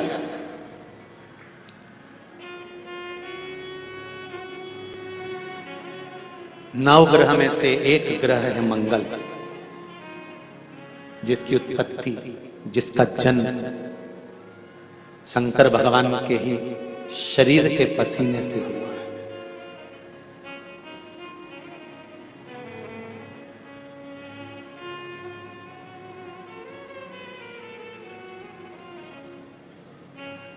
और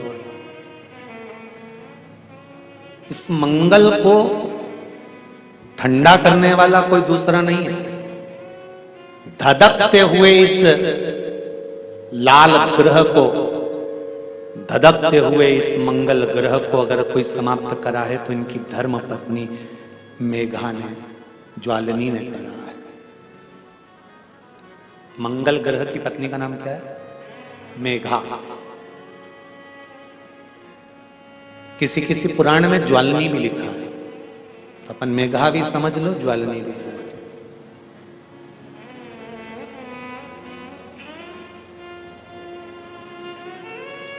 बहुत क्रोध है, बहुत क्रोध मंगल, क्योंकि इसके जन्म का जो समय है ना वो बड़ा विचित्र है। मंगल के जन्म का जो समय है वो बड़ा विचित्र है। जिस समय पर अंधकासुर बड़ा उपद्रव मचा दिया, जिस समय पर अंधकासुर ने बड़ा उपद्रव मचाया, बहुत उपद्रव मचाया,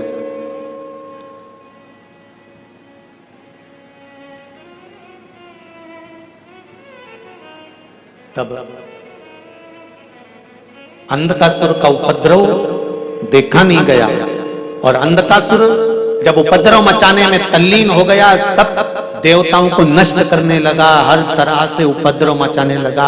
उसको मालूम पड़ गया कि मेरे पिता हिरण्याक्ष भी चले गए हैं, तब उसको क्रोध आ गया, और क्रोध में आने के बाद उसने जब उपद्रव मचाना प्रारंभ करा, उसने जब उपद्रव करना प्रारंभ करा, तब भगवान शंकर तक खबर पहुंच गई, शिव जी तक बात पहुंची।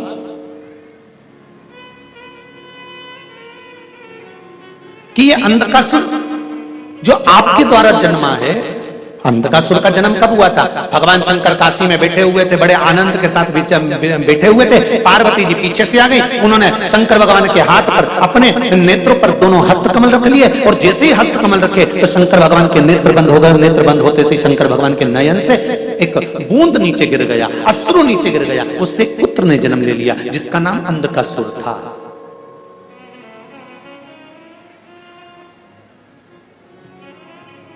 एक पुत्र ने जन्म लिया, वो अंधकासुर था। पार्वती जी ने उसको पुत्र की तरह रखा। शंकर भगवान ने कह दिया पार्वती इसको उठाकर समुद्र में डाल दो, पार्वती डालने को तैयार नहीं हुई। खूब समझाया माता पार्वती को, पर पार्वती मानी नहीं। शंकर भगवान को क्रोध आया, पार्वती ये तुम्हारा पुत्र नहीं है। पार्वती जी कहती हैं आपके द्वारा जन्मा है तो मेरा पुत्र ही तो है। शिव जी ने समझाया, पार्वती मानने को तैयार नहीं। तब शंकर भगवान ने पार्वती जी के हाथ से उस पुत्र को लेकर समुद्र में फेंक दिया। हिरण्याक्ष ने पाल पोसकर बड़ा करा। समय आया, ब्रह्मा जी का तप करा अंधकासुर ने, और वर प्राप्त करा ब्रह्मदेव से कि मुझे वर दो कि मैं मरूं नहीं। तो ब्रह्मा जी ने कहा मृत्यु निश्चित है, मरना तो पड़ेगा। फिर वही वाली बात आ गई, बादाम खाओगे तो भी मरोगे, नहीं खाओगे तो भी मरोगे, पार्लर जाओगे तो भी मरोगे, नहीं जाओगे।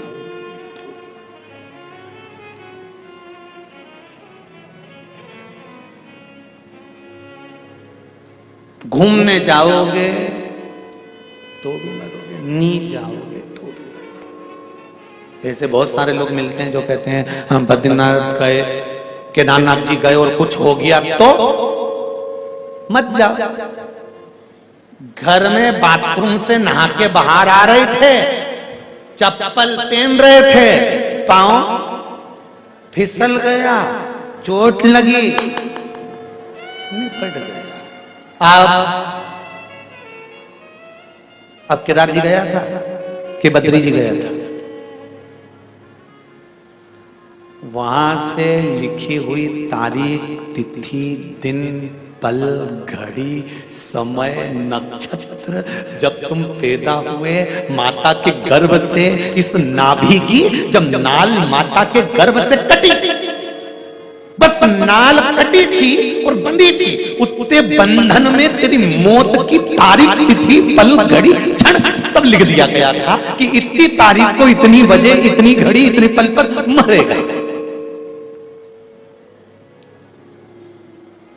निश्चित हो गया। कोरोना जैसी महामारी आई, कई बुजुर्ग की बुजुर्ग तो घर में बैठे रहे और जवान की जवान निकल नहीं।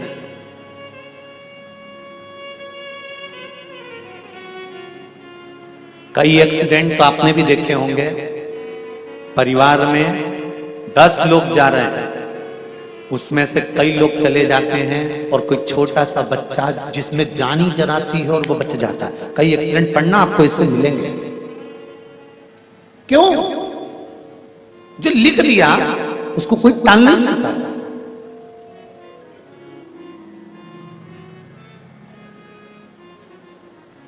अकाल मृत्यु वो मरे जो काम करे चंडाल का, काल उसका क्या बिगाड़े जो भक्त हो महा काल का। अब तुम सोच के बैठे थे बद्रीनाथ जाएंगे, केदारनाथ जाएंगे, ये हो गया वो हो गया, तो निश्चितता है तुम्हारी मृत्यु की। अब यहाँ अंधकासुर ब्रह्मा जी से कह रहा है कि मुझे वर दे दीजिए, मुझे वर दो,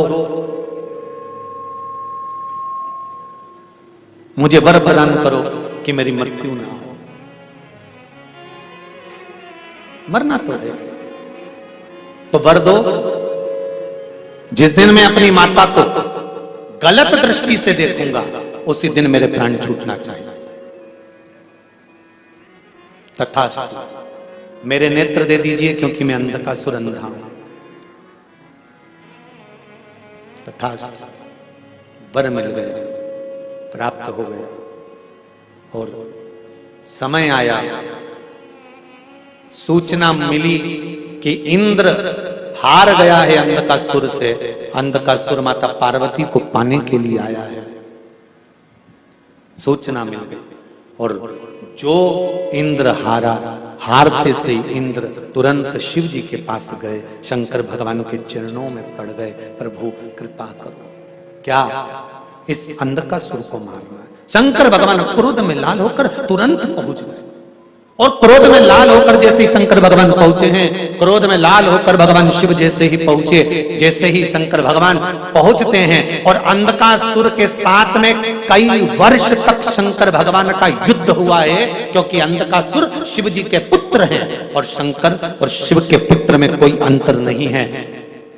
व्यक्ति सारी दुनिया से युद्ध करता है तो हार और जीत सब हो सकती है और जीत सकता है, पर व्यक्ति जब परिवार में युद्ध करता है ना तो जीतना थोड़ा सा कठिन होता है। हारता कहां है व्यक्ति? परिवार में हारता। ढीले कम कर थोड़ा सा बढ़ा, परिवार में हार जाता है।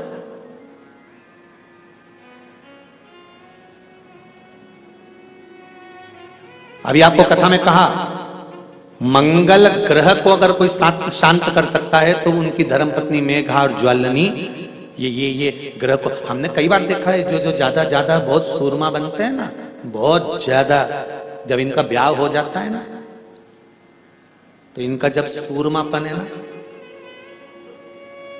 पत्नी आंखों में लगा लेती है, अच्छे सूरमा बना के।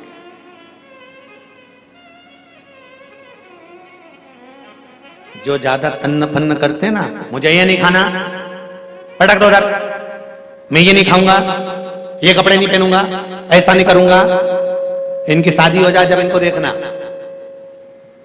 अम्बे तू है जगदम्बे काली, जय हो हैदराबाद वाली, हम सब उतारे तेरी। फिर चुप शांत एकदम। फिर तो कई बार माएँ भी कह देती हैं हमारा छोरा ऐसा था, अब तो इसके मुंडा से आवाज नहीं निकले। तो अब माँ को कौन समझाए कि तेरे भक्त जनों पे माता भीड़ पड़ी है और दानव दल पर टूट पड़ी है, आके शेरा वाली बोले क्या।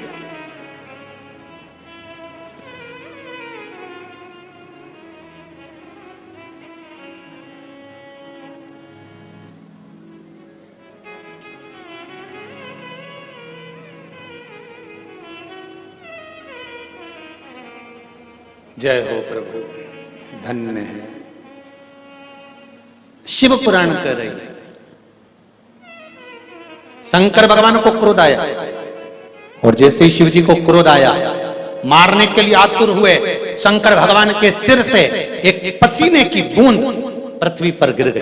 गिरते से एक धधकता हुआ अंगारा, लाल धधकता हुआ अंगारा ग्रह एक पुत्र के रूप में जन्म ले लिया, पृथ्वी से हुआ, इसलिए मंगल कहला गया, धधकता हुआ।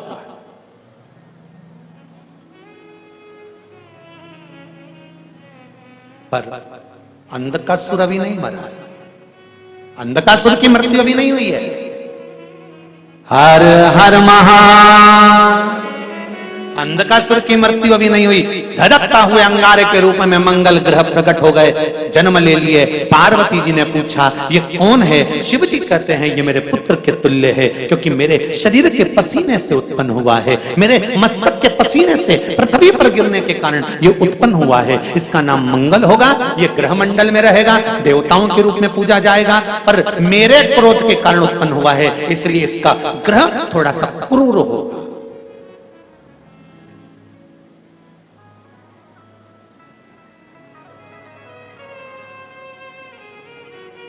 शिव आराधना का फल, शंकर की स्तुति का फल, केवल शिव की आराधना के लिए एक लोटा जल शंकर को राजी करने का सबसे सुंदर तरीका। अंधकासुर मरा नहीं, प्राण छूटे नहीं, फिर युद्ध हुआ। 1000 वर्ष तक अंधकासुर के साथ शंकर भगवान का युद्ध हुआ है।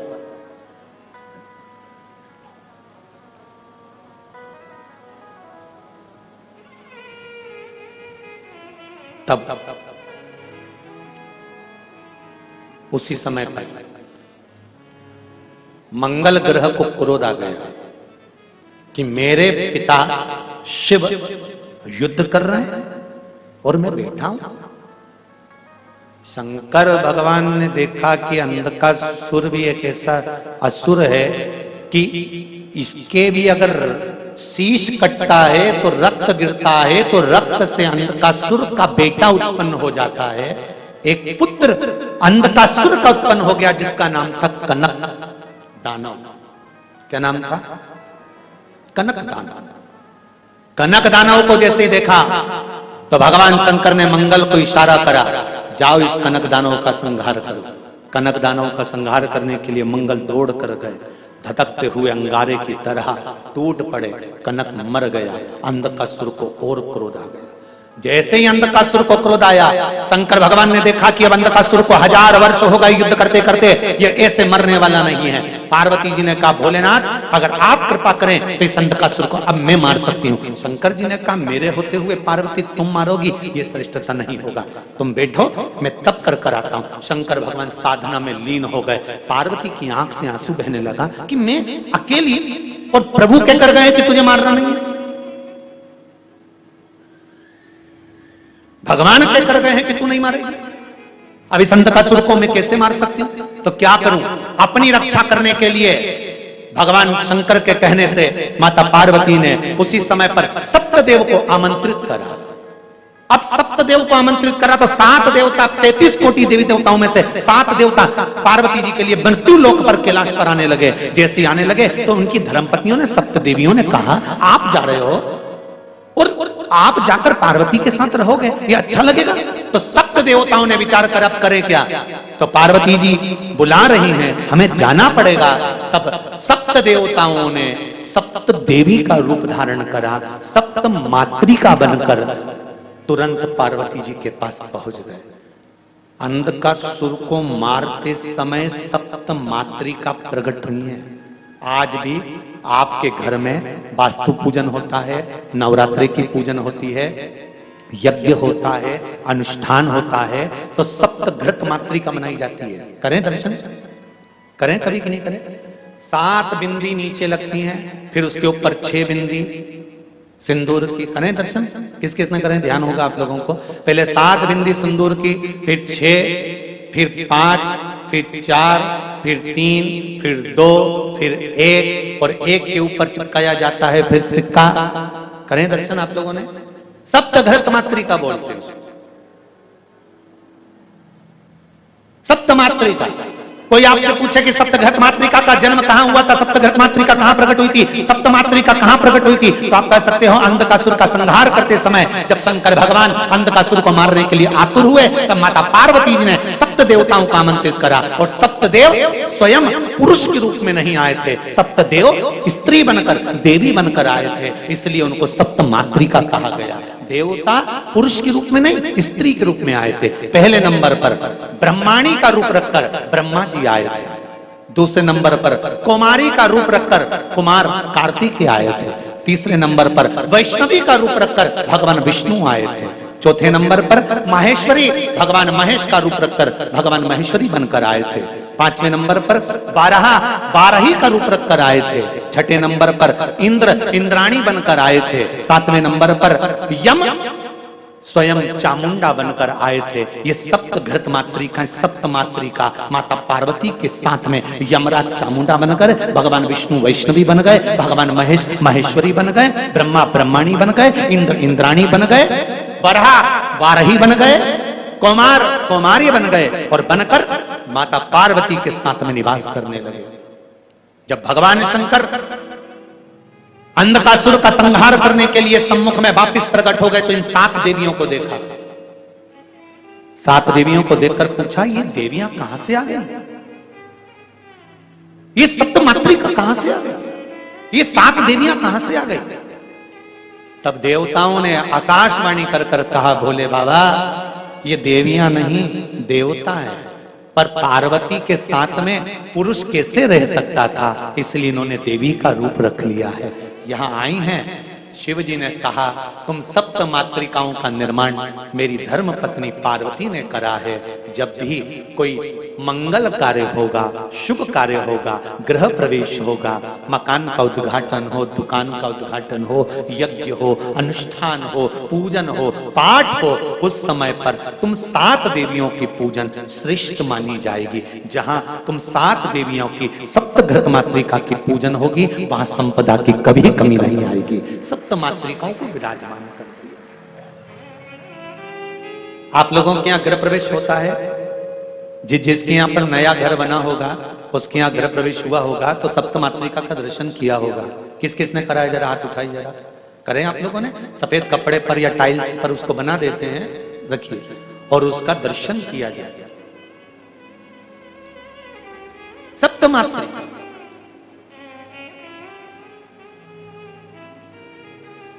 कहते हैं ब्राह्मण सिंदूर में गाय का घी घोलकर, भैंस माता का नहीं और डब्बे का नहीं, गाय का, जम के बोलो जरा, गौ माता, गौ माता के दूध से मक्खन से निर्मित घी को घोलकर ब्राह्मण देव जब सप्त मातृका का निर्माण करते हैं, तब ब्राह्मण का हृदय प्रसन्न होना चाहिए। जिस दिल के साथ में, हृदय के साथ में, मन से, चित्त से, वृत्ति से हृदय को प्रसन्न रखकर ब्राह्मण जब सप्त मातृका बनाता है, उस समय अगर उसका हृदय बड़ा प्रसन्न होता है तो उस घर में कभी संपदा की कमी नहीं आती है। सप्त मातृका का निर्माण भी उत्तम फल देता है। किसी किसी के यहां तो दिवाली पर भी बना लेते हैं, दीपावली पर भी लोग दिवाली पे पूजन करते हैं, तो किसी किसी के यहाँ व्यापार में, दुकान पर, व्यवसाय में, तो वहां पर भी ब्राह्मण देवता सप्त मातृका बना लेते हैं। ब्राह्मण जब उचित आनंद के साथ में आनंदित होकर जब उस सप्त मातृका का निर्माण करता है और निर्माण कर उसका जब पूजन कराता है तो उसका आनंद दूसरा होता है। और सप्त मातृका के ऊपर जब ब्राह्मण घी चढ़वाता है, गाय का घी, कौन सा घी, अरे जम के बोलो जरा, गाय का घी जब चढ़ता है सप्त मातृका पर, जब चम्मच से, आदि से जब घी चढ़ाया जाता है, वो घी का रेला जब नीचे तक आता है, जितनी दूर तक वो गाय का घी टपक कर नीचे तक जाता है बहता बहता, उतनी संपदा जिंदगी भर व्यक्ति के घर में बनी रहती है अगर गृह प्रवेश के समय पर वो घी बहाया जाए। पर होना चाहिए गाय का घी, गौ माता का घी, सप्त घृत।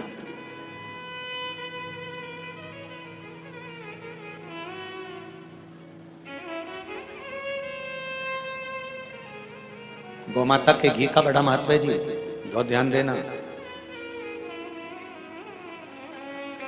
साल में, वर्ष में 2 बार या 3 बार गौ माता के दूध से निर्मित, वो भी देसी गाय हो, आज के जमाने में देसी गाय भी मिलना मुश्किल है, देसी गाय के द्वारा निर्मित घी दरवाजे के बाहर, अगर तुम्हारे घर में बहुत अशांति हो रही है, क्लेश हो रहा है, घर में शांति नहीं है, तो गाय के घी की एक बिंदी भी अगर दरवाजे के बाहर मात्र अशोक सुंदरी वाली जगह पर घी को लगाकर उस हाथ की बिंदी को दरवाजे पर लगा दिया जाता है तो घर में से क्लेश समाप्त हो जाता है। जैसे कहते हैं ना, मेरे को अच्छा नहीं लग रहा, बेचैनी हो रही है, मुझे ऐसा लग रहा है कुछ बुरा होने वाला है, घर में अशांति हो रही है, मन अच्छा नहीं लग रहा, मेरा रहने का मन नहीं कर रहा, बाहर निकलो तो अच्छा लगता है, घर में जाओ तो अच्छा नहीं लगता, व्यापार में काम अच्छा नहीं लग रहा, व्यापार अच्छा नहीं चल रहा, जिसके मन में लगता है कि मेरे मन से मुझे अच्छा नहीं लग रहा, मन में अशांति लग रही है, मन में अच्छा नहीं लग रहा, उसको देसी गाय का घी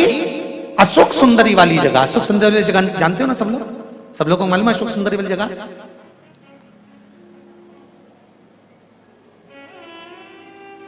ये जलाधारी, ये चरण, ये शिवलिंग, समझ लेना जरा अच्छे से। शिवलिंग ये गोल जो भाग है, ये माता पार्वती जी का स्थान, ये जो चरण है जहां से पानी बाहर बहता है, राइट भाग में गणेश जी, लेफ्ट में कार्तिकेय जी। इस जल बहने वाली जगह पर एक मोटी सी लाइन होती है, शिवलिंग के सामने जहां से पानी बहता है, वहां बीच में एक मोटी सी लाइन होती है, उसको कहते हैं अशोक सुंदरी का स्थान।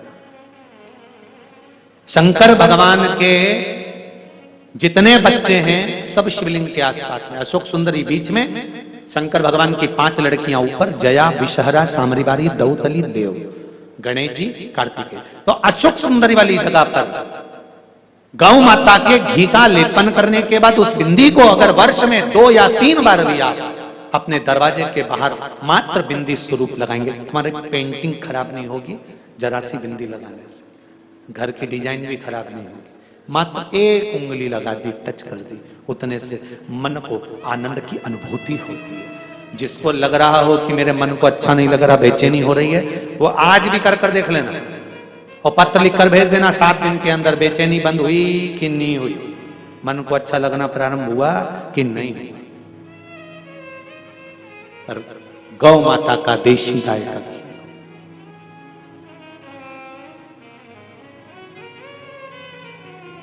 बड़ी प्रसन्नता है। हैदराबाद में तो बहुत गौ माता की बहुत गौशालाएं हैं और सब में बहुत सुंदर व्यवस्था, बहुत सुंदर सेवाएं चल रही हैं। हैदराबाद की गौशालाओं का दर्शन बड़ा सुंदर है महाराज, चाहे वो शमशेरगंज की हो, चाहे वो अन्य जगह की हो, कबूतर खाने के पास की हो, बड़ी सुंदर व्यवस्था और बड़ी सुंदर सेवा। और धन्यवाद दूंगा आप सबको जो आप निरंतर गौ माता की सेवा में तल्लीन है। बहुत बहुत साधुवाद। हैदराबाद की कथा में एक बात तो जरूर कहूंगा कि हैदराबाद वालों को दिखावे की जरूरत नहीं पड़ती, जो करते हैं वो दिल से करते हैं, यहाँ दिखावा नहीं करते। हैदराबाद वालों का ये, पहले भी जब कई साल पहले जब हम आए थे शमशेरगंज गौशाला में, गौ माता का जब मंगल विवाह कराया था, उस समय पर यहाँ पहुंचना हुआ था, बड़े दिल से कथा का आनंद, दिखावे का क्रम नहीं, जो करना है हृदय चित्त से आनंद से भगवान की अविरत भक्ति को धारण करते हुए भाव के साथ करना। बीच में फिर भूतड़ा जी की यहाँ कथा हुई, वहां का भी स्मरण रहा, बड़े बड़े दिल से आनंद से जो करना है मन से, दिखावे का कोई महाराज। सप्त मातृका प्रकट हो गई, शिव जी ने कह दिया मैं तुम्हें वर प्रदान करता हूं, देव तुल्य हो तुम, देवताओं का स्वरूप धारण कर कर देवी के रूप में आई हो तुम सब पूजनीय होगे।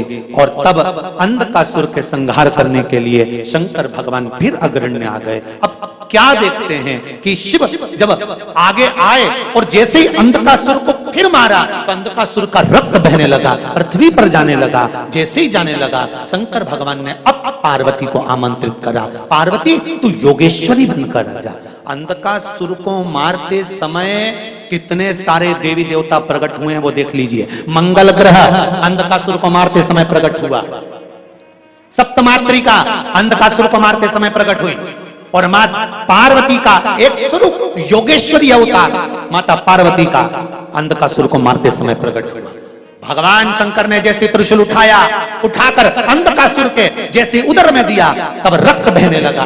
तब मां योगेश्वरी प्रकट हो गई, कटोरा हाथ में रखा, रक्त झेलने लगी कि कहीं फिर अंधकासुर प्रकट ना हो जाए। और उसी समय पर अंधकासुर को शंकर भगवान ने त्रिशूल पर तान दिया, और त्रिशूल पर उसको सीधा की सीधा तान कर फिर की जैसे शिव जी घुमाने लगे। घुमाते घुमाते घुमाते घुमाते 10,000 वर्ष बीत गए। शंकर भगवान ने फिरकी जैसा उस अंधकासुर को घुमाते रहे।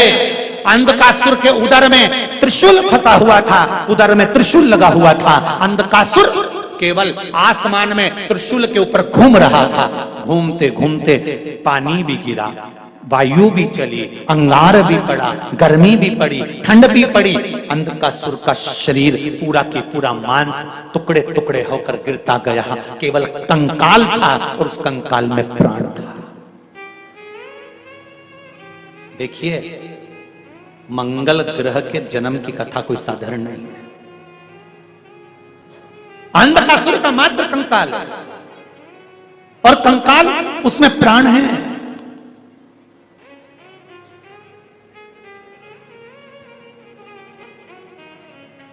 नौ ग्रह शिव महापुराण की कथा है।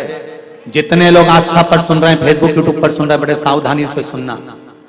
जितनी भी कथा आप लोग सुनते हैं, ये पुराणों की बड़ी रोचक रोचक कथाएं सुनते हैं। शायद पहले सुनी कि नहीं सुनी, पर उसका स्मरण करिएगा एक एक शब्द पर। कंकाल पड़ा हुआ है, प्राण है उसमें, प्राण विराजमान। और जब 10,000 वर्ष तक शरीर टंगा है त्रिशूल पर, शिवजी 10,000 वर्ष तक त्रिशूल को लेकर खड़े हैं, बैठे नहीं हैं, खड़े।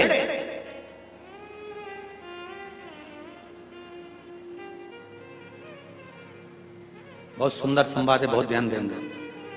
कई लोग कहते हैं शिव जी के मंदिर में जितनी भी मूर्ति मिलती है शिवलिंग के रूप में क्यों मिलती है? फिर कहूंगा, पूरी पृथ्वी को जहां से खोदना चाहो वहां से खोदो, शंकर और कंकर सब दूर मिलेगा। मेरा शिव हर जगह पर प्राप्त होगा। ढूंढो तो,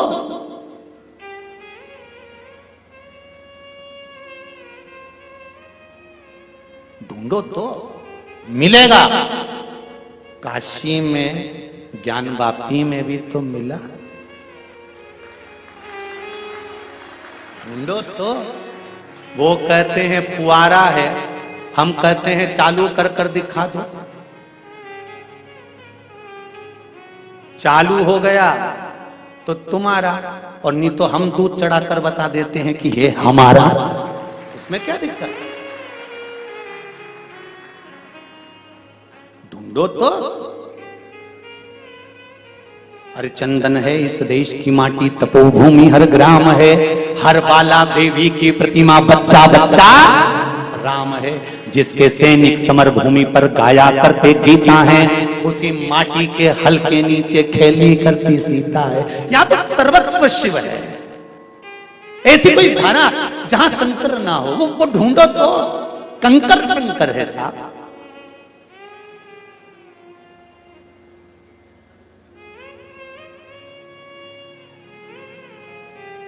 जब ब्रह्मा और विष्णु ने शंकर भगवान के शिवलिंग की उत्पत्ति करी थी, शिव महापुराण का विदेश्वर संहिता, अगर आपके पास में पोथी नहीं है तो गीता प्रेस गोरखपुर की मंगवा कर पढ़ना।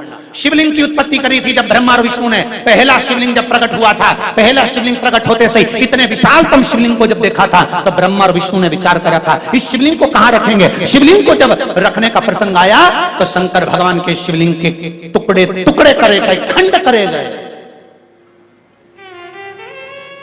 और स्कंद पुराण में, शिव पुराण में उन खंडों का वर्णन आता है। काशी खंड, रेवा खंड, ये शिवलिंग के ही शिव स्वरूप का वर्णन है।